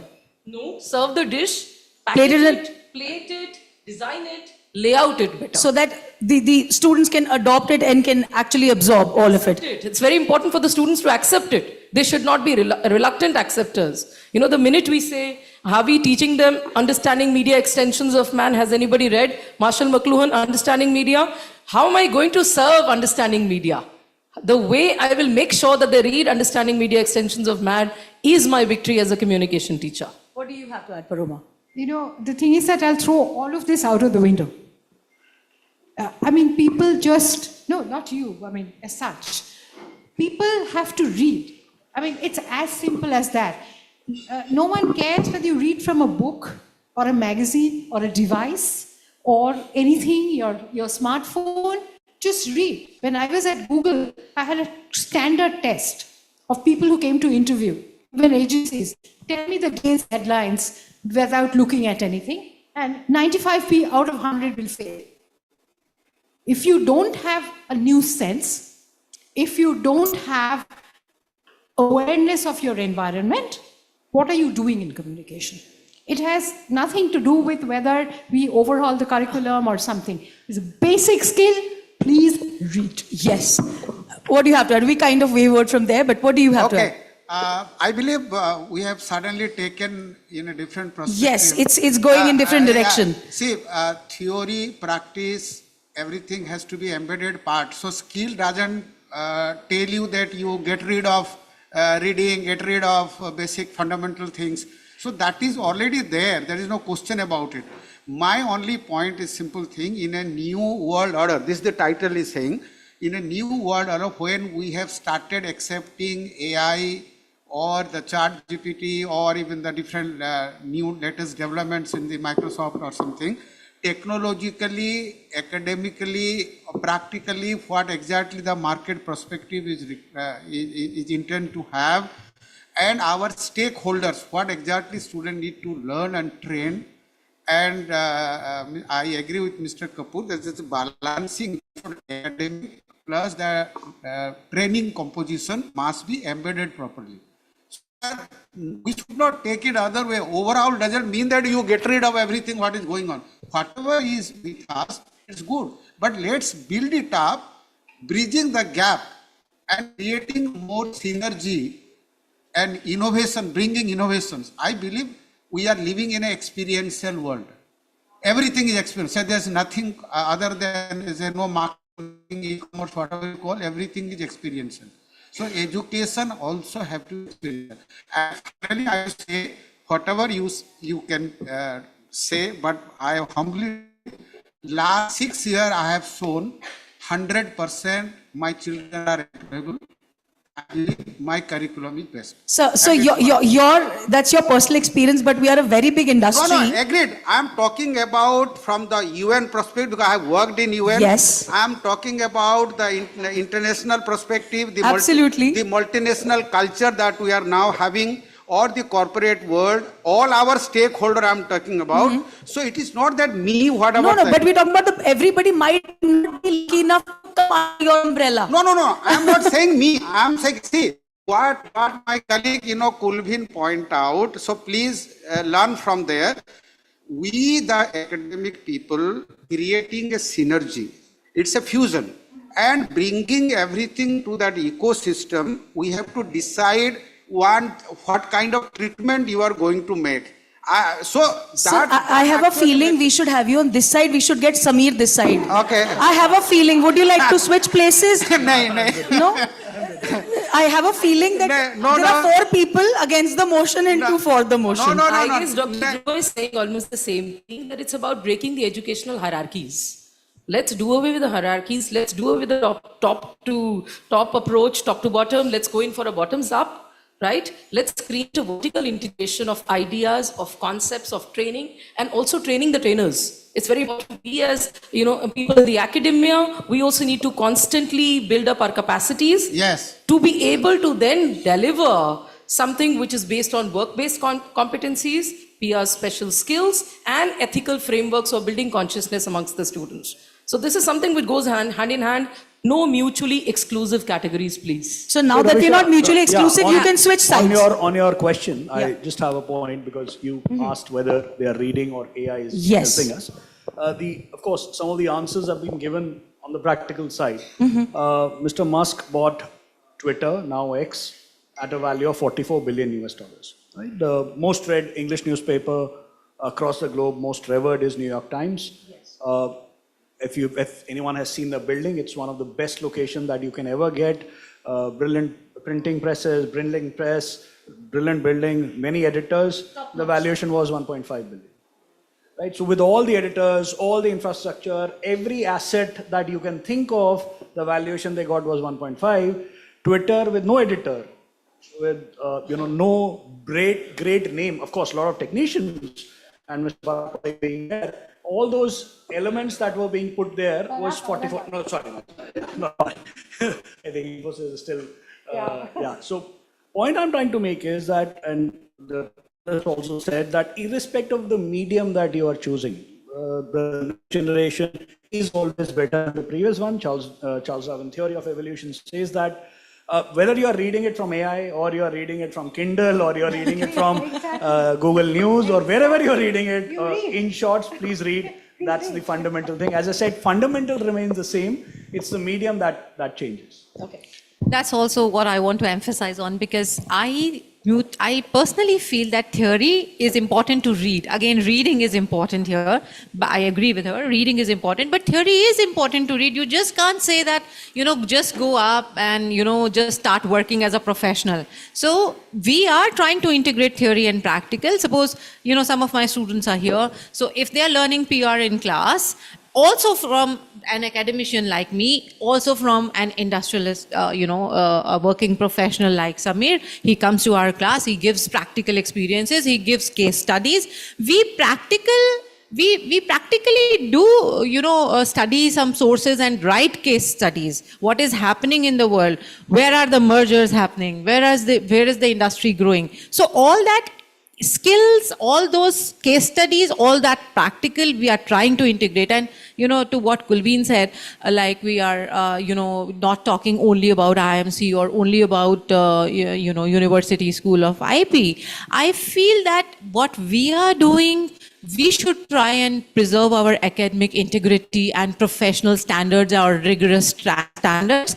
Let us be, the trendsetters, and other institutes all over India who are not doing this, they will see that how our, students are employed or how well they are groomed. And of course, they will also follow the suit. So I personally believe that we need, not an overhaul, but a holistic development of the student who understands the theoretical components, who understands the practical aspects, and develops his skill according to the industry, whatever industry is demanding. It's such a big industry now. Jyoti sir just said that my students are all employable.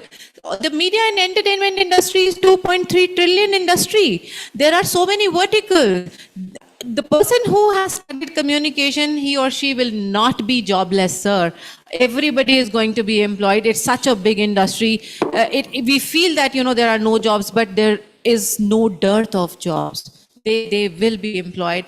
It is just like a question, communication came first or relationship came first. So theory is important or skill is important. So unless and until PR professionals understand that relationship goes hand in hand with communication. Similarly, you have to understand that theory goes hand in hand with practical, and you cannot do away with one and just learn the practical aspects of it. Theory is the foundation. You have to have that grounding. You have to read it, and only then you move into the industry. And there are good people like Karan and others, who will handhold the children, who will handhold our students when they, reach that stage of entering that industry. They will learn there. I'm sure their experiences of reading, their experiences of theory, as well as practical learning in the class will help them specifically to, grow in the industry. I'm going to debunk that myth. After interviewing for 25 years, I don't think everybody gets jobs. Everybody does not deserve to get a job. I don't think all students are employable. And now I'm not saying that X is to blame or Y is to blame. But we will be very delusional if we think that all students who are part of the industry let me finish, are going to get jobs. No, it's simply not true. And on an average, if I say about out of 10 people you speak with, maybe 2 are. So in my class, I just want to practically. Why is it? I just want to practically give you an He wants example. to add something. Just I've heard one less from line him. that I was heading the Department of English Journalism last year, where I had 70 students. 4 of them went to pursue their masters, but 62 of them could get a very good job. I would only say that let's not reduce education to employability. Let's make empathy, endurance. Every student is special. Let's try as an educationist, as a curriculum, as a program, try to identify skills, competencies, efficiencies, and desires needs and motivations in each student within that program, and then hone them together as industry and academia, we'll be able to cultivate those skills. They'll have durable careers. They won't be able to say workplaces are toxic after 2 and 3 years. They will be able to have longish 20, 25 years of healthy work environments. Yeah, Okay, I have a question that has been asked, and I want to ask, let's see who answers that. This came from a student, which is, what if time like COVID comes again? How will you ensure that students get skill development? Anybody else? I think I would want Sameer to answer this. Okay. Yeah, so God forbid if the time like COVID comes again, but we are living in very difficult times. So skill development, for example, again, will come to the fact that you will be dependent on digital to ensure that that kind of technology imparts knowledge and skills to you. Just look at the way the entire industry exploded. A lot of industry exploded only on that. Zoom, of course, from a stock market's perspective, went on an all-time high because everyone came on Zoom. Everyone realized that what it actually means. Nanotechnologies were imparted. EdTech saw a major boom, and then we had one of our players going up and down at the same time, in 4 years. But otherwise, I think the skill development will be imparted using technology, but the fundamentals, as I'm saying, will still remain the same. You guys are the most collaborative group. You know that, right? There's a diagram going on here. I would like to add. Yes, you are saying no necessity for any overhaul. No. What I wanted to say, I mean, there are two things that I want to really stress upon. Knowledge cannot be chasing either the logic of the market or the determinism of technology. Sorry. I'm like, we can use new technologies as examples in the already existing curriculum. No, but it has to be. Do you think it has to be example or integrated? Technology is neither a master nor a servant, it's a friend. Yes. Number one. It does not determine how the societies progress, despite McLuhan saying Okay, technological come back to you. What do you have to say? No, I just wanted to complete this by saying that, well, I'm like, let's see, for instance, I used to teach a course on ethics and politics. Then I switched over and changed the curriculum to ethics and governance, teaching about the new emerging technologies and all. But then the core, foundational part of that still remains, and then we apply it in certain contexts and then say, okay, because we are in the 4th industrial revolution and we'll see a 5th one. But many of those theories and that thinking, that core thinking will hardly change. Second, the second point I want to make is that if you're talking about the problem solving skills or even the critical thinking skills or creativity and all those, they come with diversity of your education and the depth of that education. Yes, depth is very, very important. And this is on which we build upon many professional successes. Okay, I agree. I just want to. You guys get heated up now, and we have no time. I just want to add that this depth comes from reading. This depth comes from theory. This depth comes from traditional models. Now we are working, I along with my colleague Albert, we are working on persuasion communication models. So we are referring to Aristotle's model, we are referring to Chanakya, we are referring to persuasion models. And we are trying to integrate we are trying to see how those models, the traditional models, are being implemented in the current day industry. So it comes from the depth, it comes from the traditional model. She has something to put across. First of all, knowledge does not exist in a vacuum. Okay, so knowledge. You have 1 minute to wrap up because we are almost done. I have a point, Ravi sir. You have to. Yeah, please. Knowledge does not exist for the sake of knowledge. It has to be harnessed and it has to be made useful. So I don't agree. So technology, yes, I completely agree with you, is a friend. It's a friend and it's a force, but that needs to be harnessed. Technology for the sake of technology. In my class, out of 45 people, I had to flunk 40 because they wrote the same letter using ChatGPT. So you have to harness technology. Okay, Dr. Durva, what do you have to add to that? See, I have an objection just now being said that side is collaborative. We all are collaborative. No, I said you guys are the most collaborative group. See, the need part, what we exactly we should thrust upon as either an academician or industry, we should holistically evaluate, create a degree model in terms of what is the outcome, having the kind of core conceptual framework of whether it is theoretical perspective or primary reading level or whatever you can call it. It's a fine tuning with an innovative mind. So that actually we need to work on that part. We are not against of this thing. Skill development doesn't mean you get rid of. Okay, I get you now. The time's up. And honestly, how many of you see? They're all academicians, most of them. And the one that we have, he's stuck on this side. I really, but there's a mix and blend, right? So they have been very politically correct. Let me be very honest. I had an opinion of my own, but I tried to keep my mouth shut. So I do agree to the fact that you need to read, you need the content, but there's a skill set that I believe needs more attention. How many of you actually feel that an overhaul is needed and reading cannot be the answer to that? I mean, reading is needed, but there's more skill set required. Am I right? And how many of you think AI is well integrated as much as it needs to be, like data analytics or anything of that sort? We have it in our syllabus. We have data journalism. We just did a workshop last week on They data are the creme de la creme of the on data colleges. scraping, on data journalism, on data analytics, on AI. We have it integrated in our syllabus, and we make it a point. Creme de la We creme, make it creme a de la point creme. that it You is should have the executed and last word. implemented. You haven't spoken. I think as a moderator, really good moderator, and if That's you should talk. too much pressure. No, you should just talk and have the last word. So the only suggestion that I had was from students. That is, I just reached out to as many communication students, and I happened to meet two here as well. And they literally said, and I quoted the first line, which was something that is a shocker to me. And a lot of them said this, that PR education versus PR industry are a major disconnect. Because when you go and function on the ground level, it's different. That being said, they said there's so much that happens because the world is blurred today. It's not just PR, it's social media. Somebody said we spend a semester writing on press release. Can't we be taught a smarter way to write a press release where the ChatGPT is integrated and we can check every parameter? And I was like, that makes sense.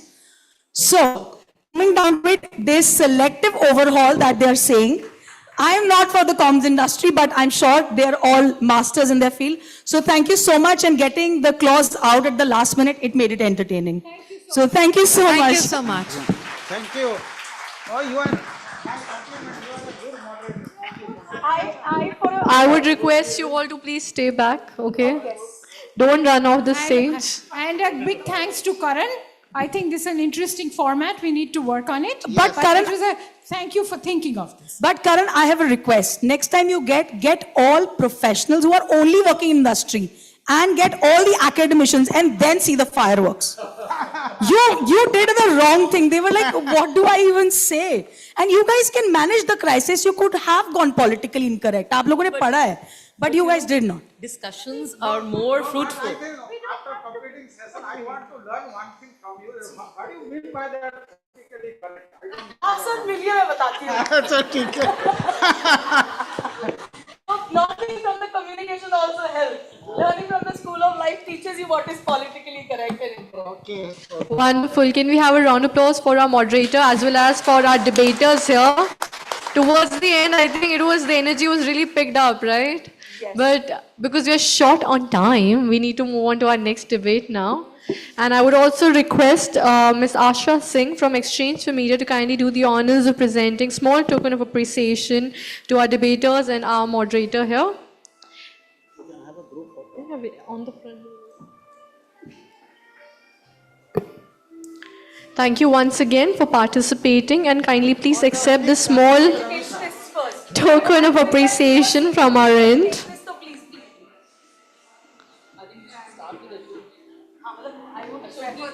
Please stay back for a group picture. I'm a good butler. I wanted to be in the debate.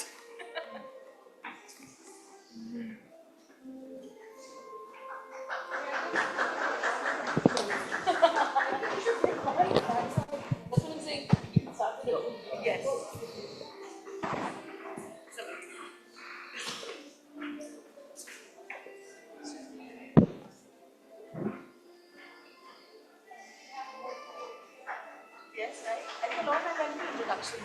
Thank you once again to all our wonderful dignitaries here on stage for your humble presence. Kindly please accept Token of appreciation from our end.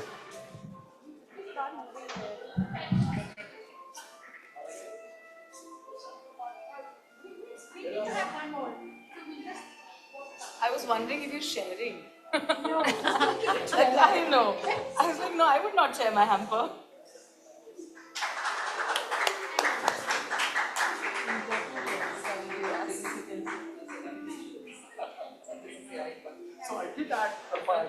Yes, you did. You're like, no necessity. Meaning, sir, sir, this will be politically incorrect if I take it. That is absolutely not. Thank you so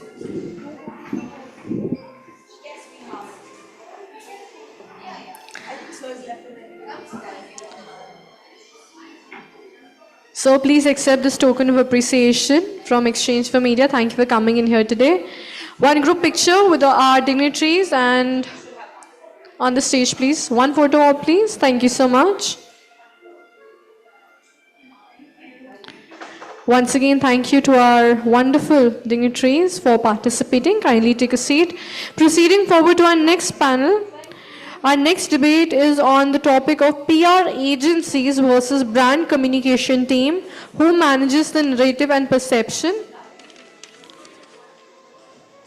I would like to invite our speakers one by one in support of brand communications team now, starting with Nandini Chatterjee, Chief Corporate Communications, Shri Cement; Sameer Bajaj, Head of Corporate Communications and Corporate Affairs, Make My Trip; Pradeep Wadhwa, Founder, Critical Edge. Let's welcome them with a round of applause, please.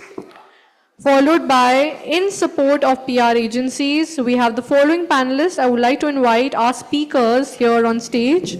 Pranav Kumar, Managing Director, Allison; Dilip Yadav, Co-founder, First Partners; Deepak Jolly, Founder and Director, Concordia Advisory. So let's welcome them with a huge round of applause. To chair this session, let me call upon Mamta Dhingra, Founder, Lateral Sutra. Okay, Consortia Advisory से है हमारे बीच Deepak Jolly sir, Founder and Director. Thank you so much, sir, for coming in here today.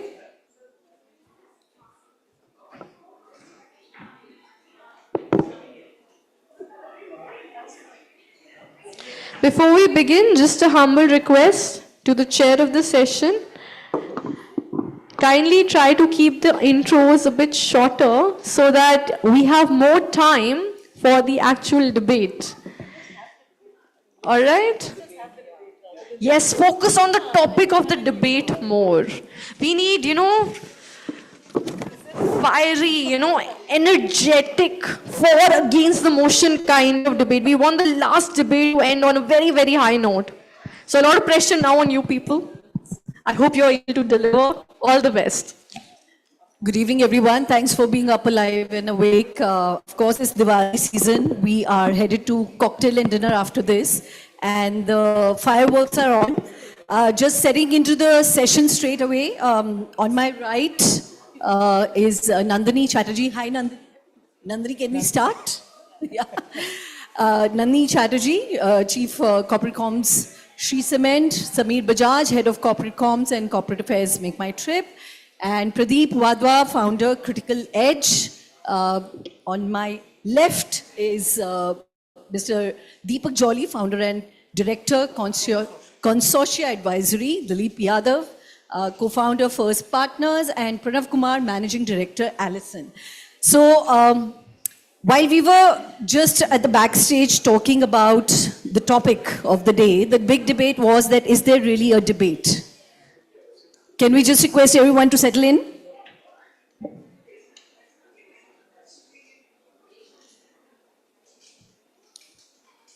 Thank you, everybody. So while we were just backstage talking and thrashing it out that what is the agenda, the PR agencies versus brand comm, who manages the narrative and perception? Is there really a debate, Nandini? Can I start with you? So, can you hear me? Yeah. So if this question was asked a year back, I would have said very clearly it's a comms team. you know. But I think over time, and now that I've joined over here, I can see the perception changing slightly. I still feel the comms team sets the narrative because you are there inside the organization. You know, your skin is in the game. You are ultimately accountable, responsible. You understand the internal dynamics. You know how things move. You're able to get things cleared. But what is important is where is the skill sitting? You know, and if you have the skill, if I look at PwC where I was before I joined here, the requirement was so large. You know, we had different businesses, and that was another 10, 12 plus, different sectors, 20 plus, 30 odd groups. You had different account management teams looking after them. Now, a PR agency was not in a position to really do that work. And you went into so much of detail that you were the one actually driving the entire thing, and you brought the agency on to brief them, and they handled the media relations. And if they had some inputs at that point of time, they did. But today, where I'm setting up a team, and I'm grateful to the agency, and I don't know how many agencies have that competency, they've actually aligned a person with me who has a background of having been in consulting, having been a journalist, having been in industry, has a domain knowledge.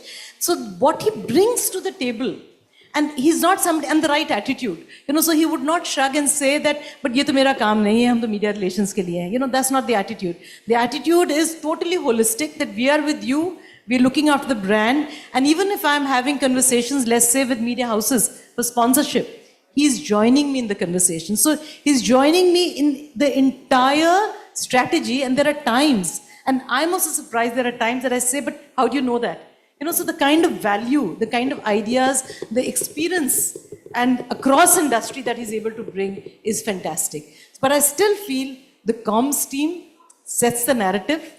If you have the skills, great. I don't know how many comms team have those skills. That is where then the dependency is on PR agencies. And I'm going to quickly flip on the other side and invite you in. Can I take that one? Something?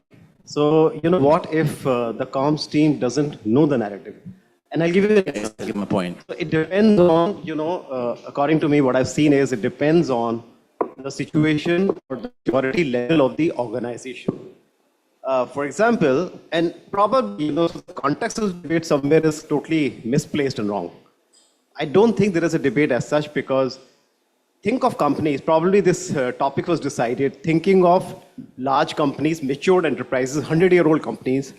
You know, what about organizations which are early stage enterprises? So, for example, companies like Zomato, Flipkart, Nykaa probably never had a comms person for the formative years. And rightfully so, and they've done well, and they've established themselves pretty well for, you know, not having a comms team. So who was setting the narrative in that situation? It was purely the PR agency partners who they were working with, the business leaders they were working with, and they were setting the narratives. I'll give you a personal example. So I was part of the team which brought in McDonald's in the country. That was some 29 years ago, 1995 is when we launched McDonald's. And McDonald's never had any comms person for the 5 to 6 years of their presence in the country.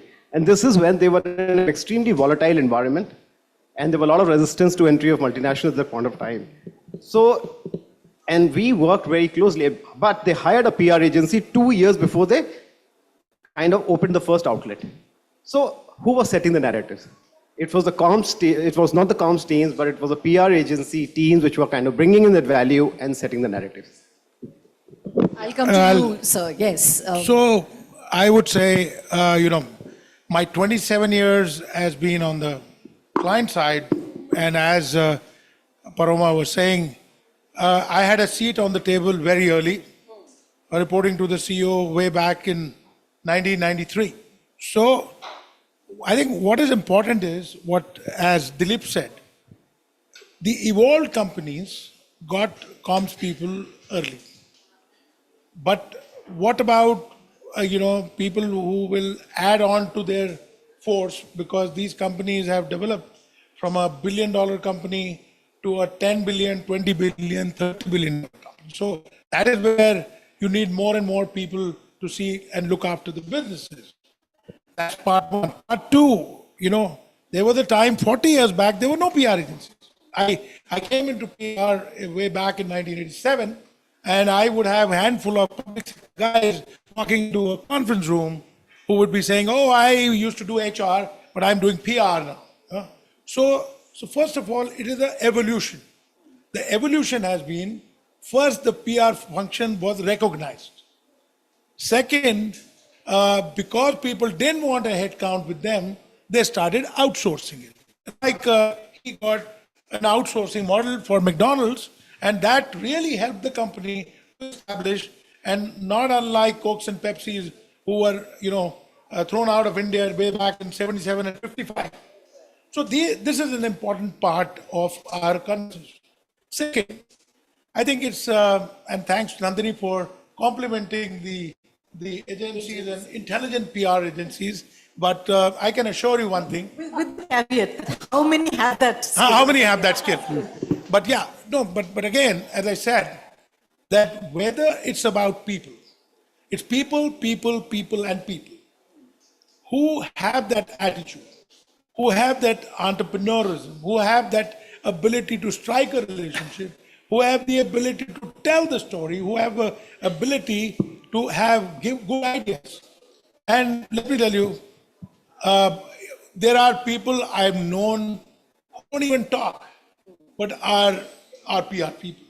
So, I'm a bit surprised at many times when I walk in and they go, oh, I was actually in an HR part handling the company, so I was given this task, but I look at strategy and there are others to implement it. But the fact is, people who are good communicators will always be communicating well. Now about the war between the two sides. I would have, Karan, where is Karan? So Karan, I would have been very happy if you had said, this is a war between PR and marketing.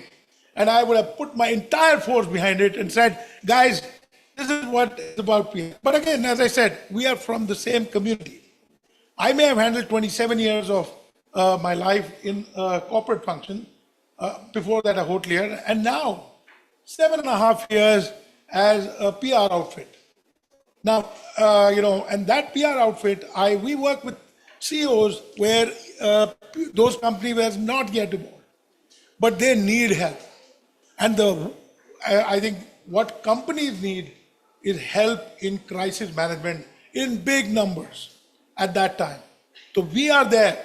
We are there to support them. Yes, I agree with Nandini. The narrative of a company has to be brought in by the CEO. He has to be convinced with the PR person that this is the narrative I will do. And I did that with Mindtree when it was being, merged with L&T. And the CEO said, every quarter, give me a coaching on the quarterly results. And that helped him to make up his mind on what will be the messaging. So with these few words, I would say everybody has a space and everybody has to strive for the best. Yeah, that's a good head start, but I think you've been itching to say something. Yeah, I think I would just like to fire a salvo from this side. I think to the point earlier made by Dilip, and to Nandini's point also, yes, clients should set the narrative, but I can tell you on the agency side that agencies do a lot of that heavy lifting also. So sometimes clients tell us, hey, can you write us a messaging document without any context, with no background, because they have to, create the document internally and get some alignment. So I think that's where we sort of work in shadows for our clients a lot of times. So I think it's also about the thoroughness and the competence of the client. And you get clients of various sorts who are very evolved and mature and some who are not. And that's when the agencies really have to step up and, sort of play that role. I'm going to come back to that because there's a lot of detailing there, but I would just invite both of your views, Sameer and... See, I'm not going to disagree with anything that has been said till now, but yeah, can I request everybody to settle down, please? It's just jarring to, speak like this. I think critically what happens is, comms is science. Comms is not science, comms is arts, right? There is no definitive answer to any question. It totally depends on multiple factors, including maturity of the comms individual, maturity of the organization, maturity of the market you're playing in, right? And in today's world, especially with complexity of social, and every tweet I mean, Sameer in the previous session gave an example where every tweet matters. So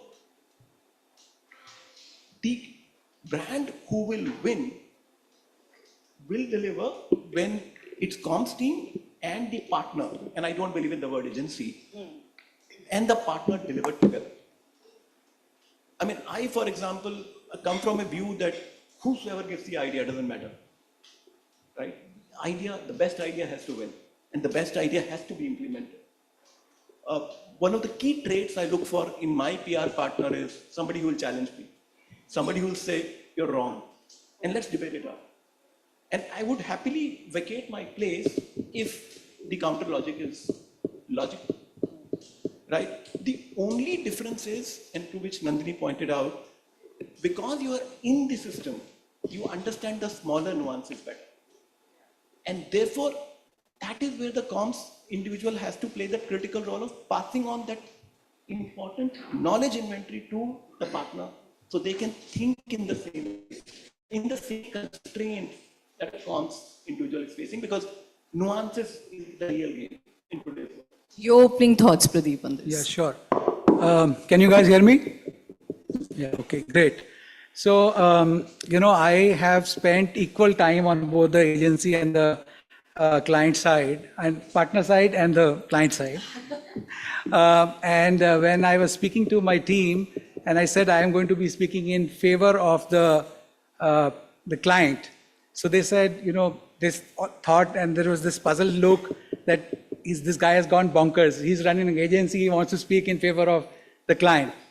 But to that, what I told them is that Karan to phone kiya hi tha, but that I will quote my favorite Tyrion Lannister's quote, that always keep your foes confused. If they don't know who you are and what you want, they will not be able to guess what you're going to do. And therefore, I'm like the paplu here. I will switch on sometimes on the agency side and sometimes on the client side. Now, I just wanted to, I always like acronyms because they're easy to remember. So one is that I don't feel partners and clients are at loggerheads. I think they work together. So what I'm going to be doing is I'm going to give you 5 positives about the agencies and 5 positives about the clients. And then we can just stretch it out, because I think the better debate will be what do clients look for in partners and what do partners look for in clients. So this is just a suggestion, but let me start with, so on the client side, my acronym is Mika Singh, Mika S. What is Mika? M-I-K-A-S.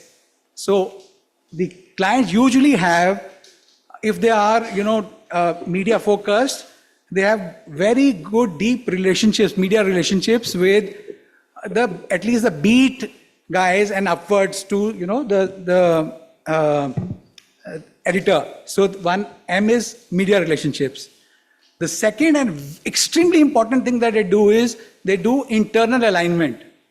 As in, very, very difficult for an agency to do internal alignment, because for large organizations, especially for large organizations, there are so many stakeholders at play. There are, if it's a multinational company, you also have region, you also have the global, and sometimes you have to do all that alignment. All that alignment usually falls on the shoulder of the corporate communication team or the corporate communication head. K is knowledge of the business. Deep knowledge of the business is something that ideally the corporate communication team and the head should bring to the table, which many a times agencies claim they have, but I've seen more often than not, they don't have. The corporate communication team usually has a better. A is access to information and people, leadership. So accessing information, especially at the time when you are either forming a narrative or managing a crisis, is extremely important. So that information is something, and access to people is something that the corporate communication teams does very well, because they are in-house inside. And S, which is last but not the least, they are the sutradhar. So the person has to, or the team has to be so strong that they are able to put everything together and also extract the best out of their partner so that, they are able to create the narrative, push it out, and create a good, reputation for the company. On the partner side, it's cred. The cred, you have the paying app, but with a double D. So the first is creativity and innovation.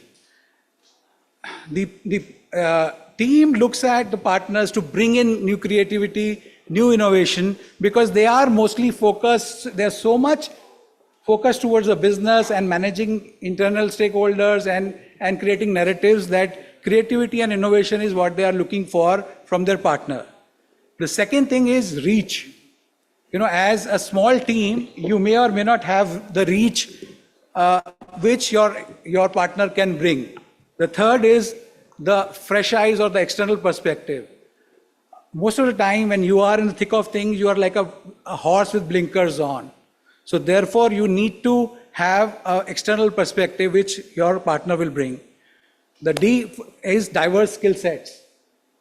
Agencies are usually nowadays large, they work across multiple sectors, and they bring in, just one last point. Huh? Yeah. So I know. Really Diverse skill sets, and the last one is deep relationships in areas where, so for example, if one is looking at FMCG, you maybe have deep relationship with the FMCG guy. But the agency works across sectors. They have deep relationship with media across, so they bring different sets of relationships.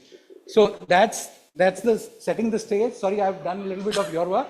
Over to you, back. So I would just go back to Pranav's point here, where he said that a lot of times agencies are kept in dark, and then come back to the conversation that we were having backstage about there's a lot of stonewall that comes in between, even before we have the access that we spoke about as PR people or partners to the CEO or the leadership.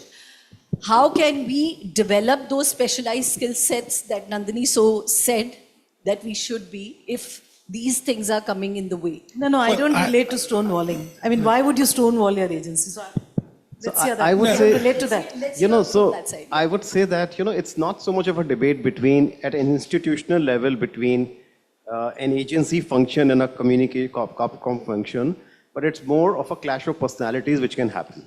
It totally depends on the individuals on the two sides. So it could be a situation that we are in a boat and we are in choppy waters, and there is a captain who's a Comm person, and there is a co-captain, and suddenly the skill set of the captain is not relevant because the waters have turned and the situation has become very nasty, and the skill set of the co-captain could be more relevant. So it depends. Situation can flip very quickly depending on what is the skill set of the individuals involved. Yeah. This is the way I look at it. Many times, individuals, when they lack skills, and it's only human nature and not to be blamed, that when they lack certain skill set to keep themselves relevant, they will try some other means, some other methods.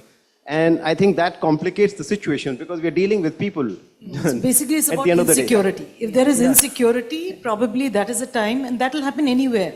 Even in a Comm team, it will happen. It will happen if you're getting external agencies. Yeah. This is not specific to communications function. This could happen in any function. It could happen in HR function. Yeah, exactly. It could happen in operations function. So it's not specific to any function. Dilip, I just want to make one point here.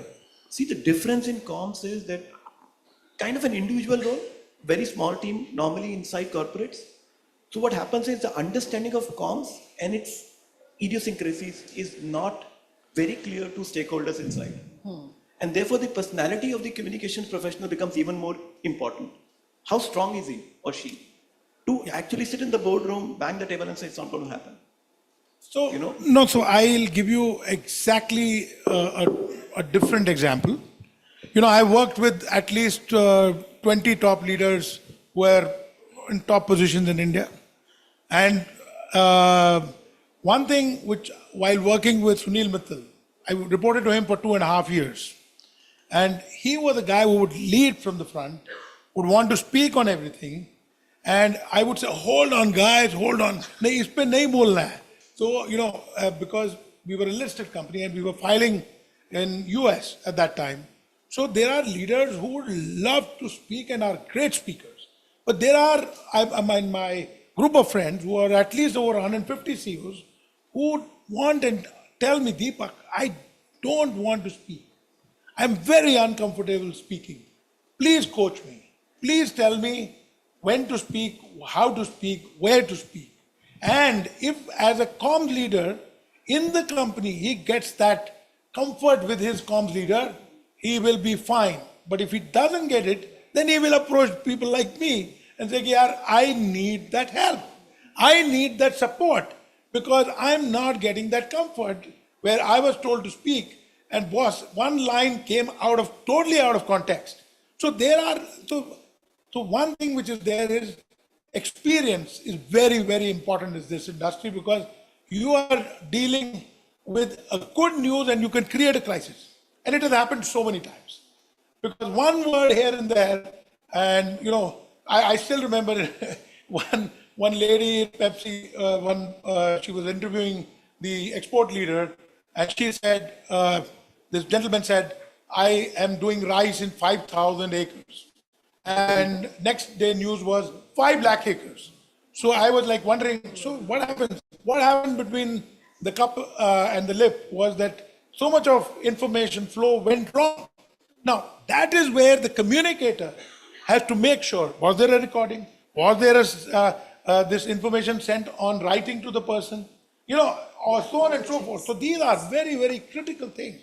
Because the leadership is looking at a comfort from the communication side, whether it is outsourced or in-house. That's a very interesting point you brought us to, sir, because an average size of communication professional or a CMO, by the weight of it, the way that we are seeing it, really dropping down. There are younger CEOs and younger CMOs, and therefore the need and requirement for the specialist on board to sort of steer the narrative. Pranav, I would like to invite your views. How important and critical does it become in this time? It's like when you watch any startup story, there's always this thing about you have to have the folks with the gray hairs in the room. Yeah. I think that's where we come in and, have to give our insight and expertise to those young leaders who may or may not appreciate, how things work today from a media standpoint. They're on X, they're on Instagram. We really have to sort of watch what they say. So I think that's where our role even deepens because they're really looking to us for that counsel and that guidance. And that's where all the things we talked about are how I think clients should set agencies up for success. And it's not about stonewalling. I think it's about a partnership. I mean, on the agency side, what do we like? We like to work for brands that are great, but we also like to work with clients who are also great individuals, right? Who give us the freedom, the visibility, put us in front of the executive sponsors, and we sort of front and center. That's when you feel empowered as an agency, and that's where you do your best work. So That's we clamor. a very good word. We clamor for those kind of clients. The agency. Yeah. That's exactly the thing to be done. So, I've also seen this personality thing happening at a CEO level and there are certain CEOs who would have a lot of trust and faith in their comms leader and certain CEOs who would not have that. And I've come across many situations where the comms leader would tell us that we just need somebody like you from outside to give a second voice to what we are saying because we are not getting heard as much. Now, that is something which kind of, puts agency comms people also in difficult, interesting position. Of course, you're seconding it, but what if you don't have the same, you're not agreeing with the same thought process, then what do you do? So there is a divide which happens and which comes in. So I think it's a personality thing at the end of the day. So Dilip, I just want to take a cue from there. I just take one cue. You get them to kind of align. You need to be aligned. The agency, the comms people need to be aligned. Otherwise, this can't go. But let me just add one point because, and from the agency side, because I've been there now 7.5 years, and I can tell you something. If you go prepared with research, whether you do a desk research or you ask 20 people, you go and enter the client's room. It's a first meeting, the leadership team, 1 or 2 people are there, and you tell them, we read so much about you. This is what was there. This is what is the gap. Believe me, 20% people may not like it, but 80% people go for you. And that's what makes the difference between a research-based, knowledge-based company and a company which is, okay, sir, tell me the brief. The time has come when the brief will actually be determined by you in case you are ahead of them. Yes, so that is the game. coming Yeah, back that to is the game. narrative part, Can I throw a spanner here? Can I very throw a much- spanner here? I have had times when the agency is supposed to give this initial presentation, will sit with you to understand the business, understand the gaps, and then they come and present. They've all heard it from you. No, absolutely right. But what I'm saying is, where there is no Nandini, and there is an RFA which says, okay, this is the small short RFA. Where do you start extrapolating that information? Yeah, and I That is think the- coming back to your point, Nandini, when we were at the backstage, and I will invite your views also on this, is trust. Why should a leader listen to a comms person? Is also about, like I gave my real life example that, okay, whatever happened 2 months back. Now, winning that trust with the leader and seizing that position that you have an authority and a seat at the table, where does it start from? It takes a lot of time. This is not going to happen overnight. And it happens as you start delivering results, it builds up. There can be many spanners which can get thrown in. I mean, for example, in PwC, if I look at it, I had 7 chairmen I handled. And there would be some who appreciated, some who probably did not appreciate it that much. You know, so then every time you are reinventing the wheel and you to build the trust, build the relationship, it takes time. Now, if they take so much time internally, then where does the partner stand a moment chance? Your trust, the trust of the leader in you is there. You are in a position to help. You're in a position to help. Yes, please. So just taking a cue from what Deepak was saying, recently we went to present to a company which makes beauty supplements. So you consume and you become beautiful, or your skin looks better. And we did a lot of research and we found out that they market their products at a premium. But the feedback that we got was, among other things, I'm just taking one example because I'd taken a lot of time earlier, don't want to be thrown out, that their packaging was not considered premium by customers. And we went there and, among other things, I also told them this is the feedback. And, what they had found out from their own research, and they were already in the process of revamping their packaging. So this one thing helped us build immediate trust. Obviously, trust has to be earned. It takes a hell lot of time. But the hunger that you have gone out of the way, and this was a brief meeting. They were supposed to brief us, but we already knew what they should have done. And it just turned the tide in our favor, just like that. And I think trust is a two-pronged step for agencies, because when you have a comms person change or there's fresh people coming in, so we have 2 barriers to cross. I think one is we have to earn the trust of the client per se, and then we have to earn the trust of the the CEO or the management, right? So it's always a bit of a uphill climb for agencies, especially when there's a client change, right? So, and then the leader has to trust you, and even if you have made a mistake, back you up. Totally agree. Because if Totally the leader doesn't back you up, believe me, whether you're on the company side or a partner side, then there will be always distrust. You are done, practically I would done. like to just bring in Sameer's point. I think you wanted to say something earlier also. So I think the point I was trying to make was, on the partner side, there are 2 skill sets which are very varied and both bring their own value sets. So for example, if you were to hire X agency, at one level you're getting the founder's expertise or advisory role, which may come once in a while, and the second layer is the servicing team. Both varied sets are critical, and they value add to your deliveries as comms individual. So one very critical asset. And second thing, I think as a comms person, we also need to realize that it's not about media anymore. It's about shaping behaviors of the corporate or the brand that you work for. Merely stating a thing or saying something doesn't mean anything. It's like you have to act on it. So therefore, the comms role has become more complex now, because you're not just merely communicating what is being done, you're shaping the narrative internally as well on how to actually behave in the world outside. Right? So it's very distinct from marketing, very clear KPIs of reputation coming to you, but it's all about shaping behavior. And which is why a seasoned professional at the back end whom you can soundboard with becomes handy, and which is where the partner comes in. So I like to give an example. Situations have become very complex with digital. You know, what you could have handled easily as a crisis. So, you know, this narrative building can come from somewhere, the junior most levels of an agency organization. I'll give you an example. And I'm talking about 1996. And this is again a McDonald's example. So McDonald's was spreading itself in the country and they were opening outlets one after another. We had a situation, I was a senior account executive working on the account. And we had a situation where in Bombay, they had the restaurant ready, but it was not being allowed to open. And the opposition was coming from the community because there was a particular religious community which dominated the region, that particular locality, and they were very opposed to opening of the McDonald's outlet.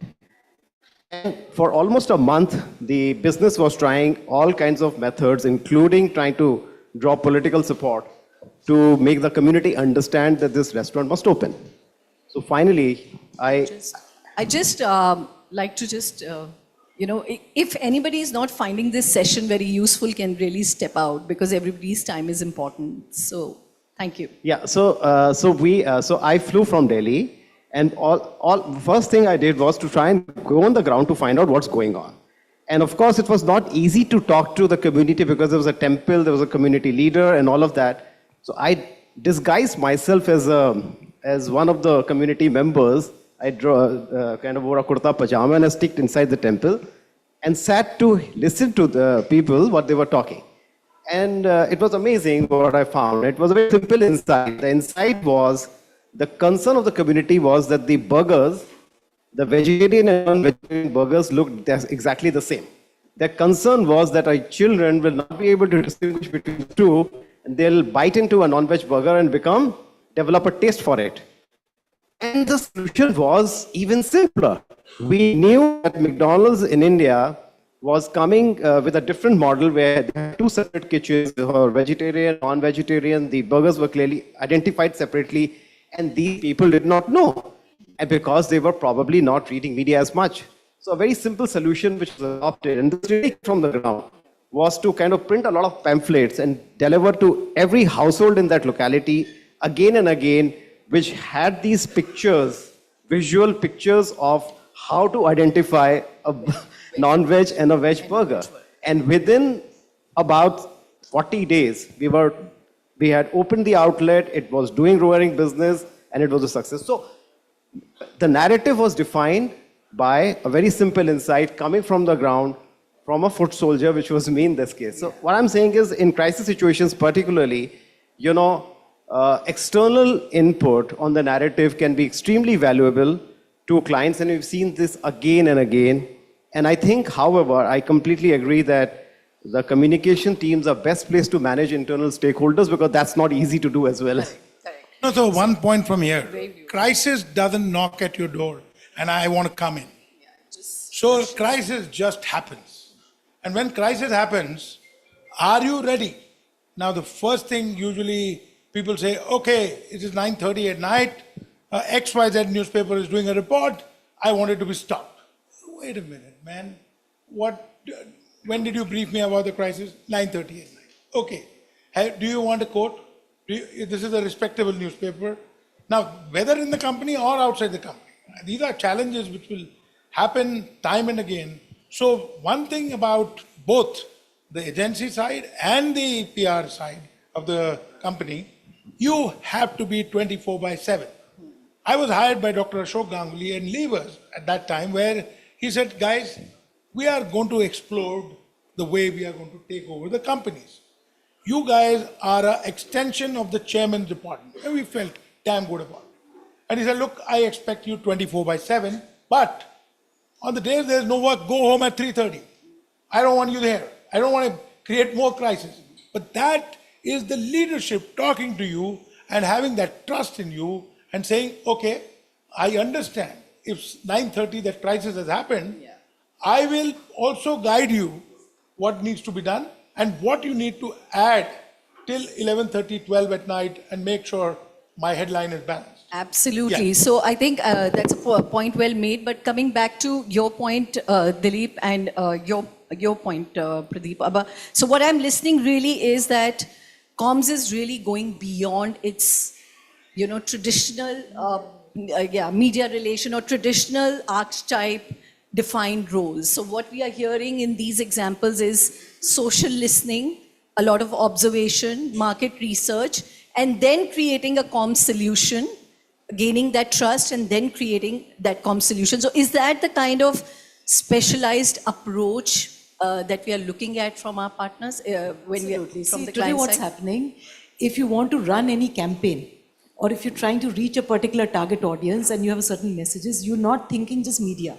You're thinking 360 degrees. And there could be an element of sponsorship. Now, even in that, your media agency, PR agency can be shouldering with you because there is so much involved. At the end of the day, it is building the brand. And that is the outlook and mindset with both the agency and the comms team need to have, and it is happening. I'll just add on to the point here. See, I think the audience approach has come into comms as well. So it's not just limited to advertising. When we reach out to the youngsters today, we know they don't read newspapers. They're not going to read the Times of India print or AT print. It has no value. My daughter doesn't read it. She's going to be on short. She's going to be on Instagram. Then how do you create campaigns which can fly on organically? That is where the real game now is, or is expected from comms. From just the mere traditional way of looking at it, this is a very interesting layer. And if you can capitalize on it, then you grow inside as a thought leader, So as we see that the role is only becoming more layered and more specialized. And the best part is, if the comms leader will be taller, if he gets a chance to operate another department for, say, 2 months, 3 months in an organization, because that will make him look tall, understand the problem, and look where the leadership is wanting a role for the comms and why that issue of yours, stonewalling that issue, that becomes much, much better. And I'll give you one example where huge appreciation for the agency. I was in Airtel and I wanted to do a press conference in Lucknow only on a particular date because I had no other venue no other date for the CEO and the chairman. So I told them, they said, all banquet hall booked, sir, nothing is available. We ended up doing, on the PR agency's advice, in a cinema theater. And they filled the 300 people in that hall, and it was a PVR. We booked the hall, we did the press conference first time in the history of PR at that time. So that is the kind of support the PR agencies can give you and make you look more successful at that given time. Yeah, I think before we call... an example of what I'm doing today, for example,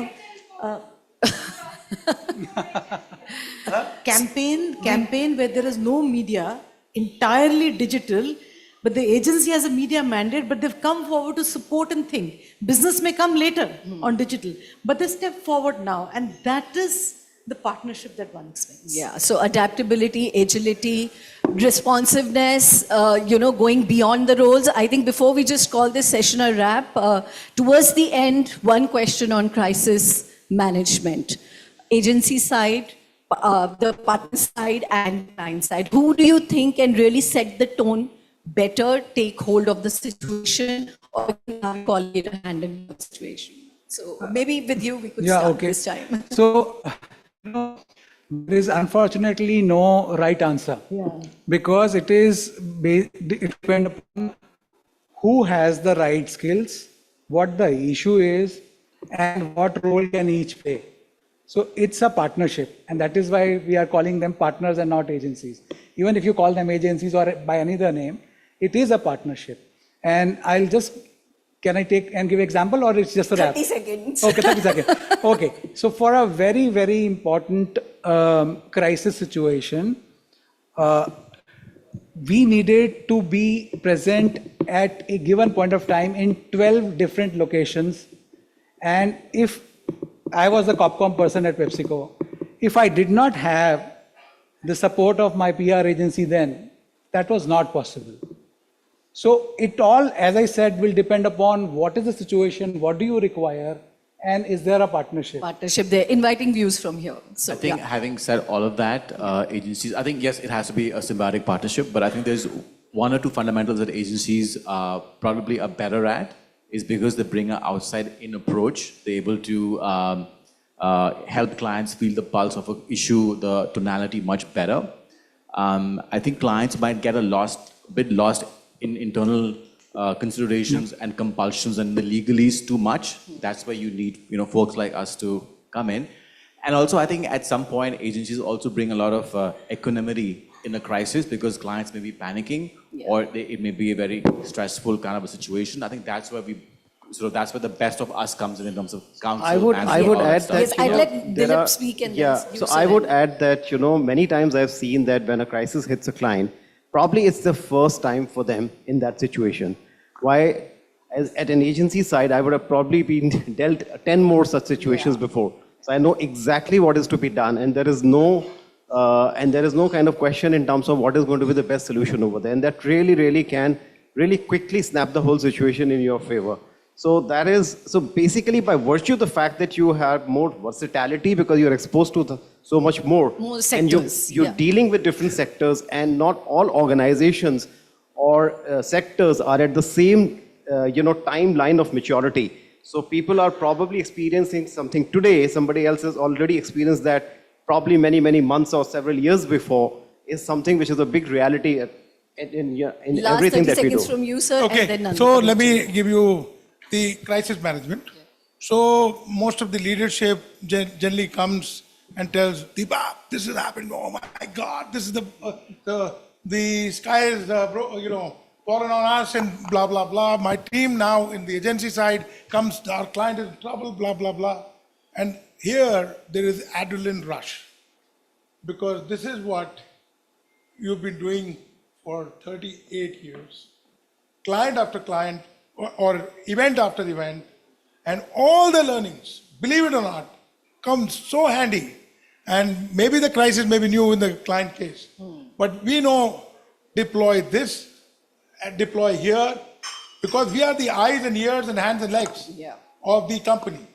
And this is the important time where we will show our mettle, because we know after this, this will happen. After this, this will happen. So we already tell them the sequence of events, and that becomes, in times of this mistrust, it becomes an important factor of building trust with the leadership. Yes. So I have a very interesting situation. I'll take 30 seconds to tell you that, where a flare up on digital media, on social media, a minister making a statement on the company doing something which was absolutely wrong, you were not involved, the immediate reaction is negated. And the agency advised, negated, you were not involved, nothing to do. But because there was trust in the organization, and because the agency was just being reactive, I could push back and say, no, hold your horses, let's wait. And we found, because it was a minister, the entire dialogue and discussion went off onto the government, and the organization nothing to do. So sometimes I think it is the strength of the internal person who's there, which is very important. Yes, if it's a startup, maybe you need Samir, I would, your last parting views on this. I really have nothing to add. I think everybody has said broadly the same thing. In crisis situation, I think the integration between comms and the partner side becomes even more important. Because you're learning from what has already happened, and you still want to change what may happen, right? Because if it's going to happen like it has happened in the past, then the role of comms becomes, diminished. So that's a time's up for us, and I think we are always better together. Let's keep going stronger together. Sure. No Yes. debate about that. Thank you. Thanks for being such a patient audience. I know the food is being served, and we all can break out. Thank you. No stonewalling. Thank you. Can we have a round of applause for our debaters here? What zeal, what energy. Amazing. I would request you to stay back. just for another 2 minutes. I would be requesting Ms. Shivani Singh from Exchange for Media to kindly come forward and present token of appreciation to our moderator as well as to our debaters here tonight. Please accept the small token of appreciation from our end.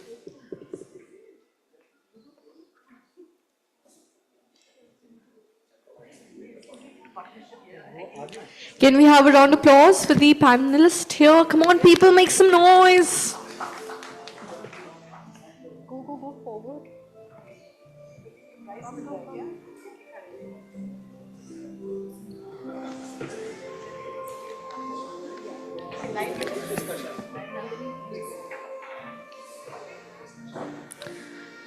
Humble thanks once again to our venerated debaters here for giving us your precious time to be part and parcel of the event here today. An honor and a delight to have you here with us. And also for curating the session beautifully with such zeal and energy.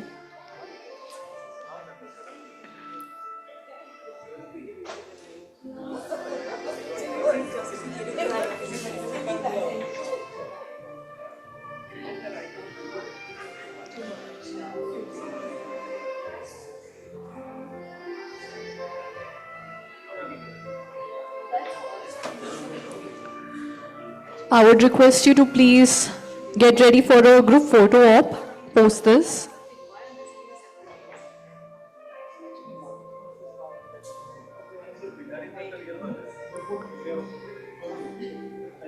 Thank you so much for coming in. One group picture together. Everybody, can we have a round of applause for our venerated debaters here tonight? This brings us to the end of the second edition of Exchange for Media PR and Corp Comm PR Dialogue, the great debate series. Thank you for being part of this initiative. We now invite everyone to be part of our celebration. Please join us for drinks and cocktail. Don't forget to tweet about us on social media. Hashtag E4M PR Dialogue, hashtag E4M PR Debate. This is your host, Anchor Chandni Sehgal, signing off for the night. Thank you for having me and for being such lovely audience. A round of applause for all of you. In the world of business, when you think business, you think BW Business World. Everyone, now drinks are served. Please be happy.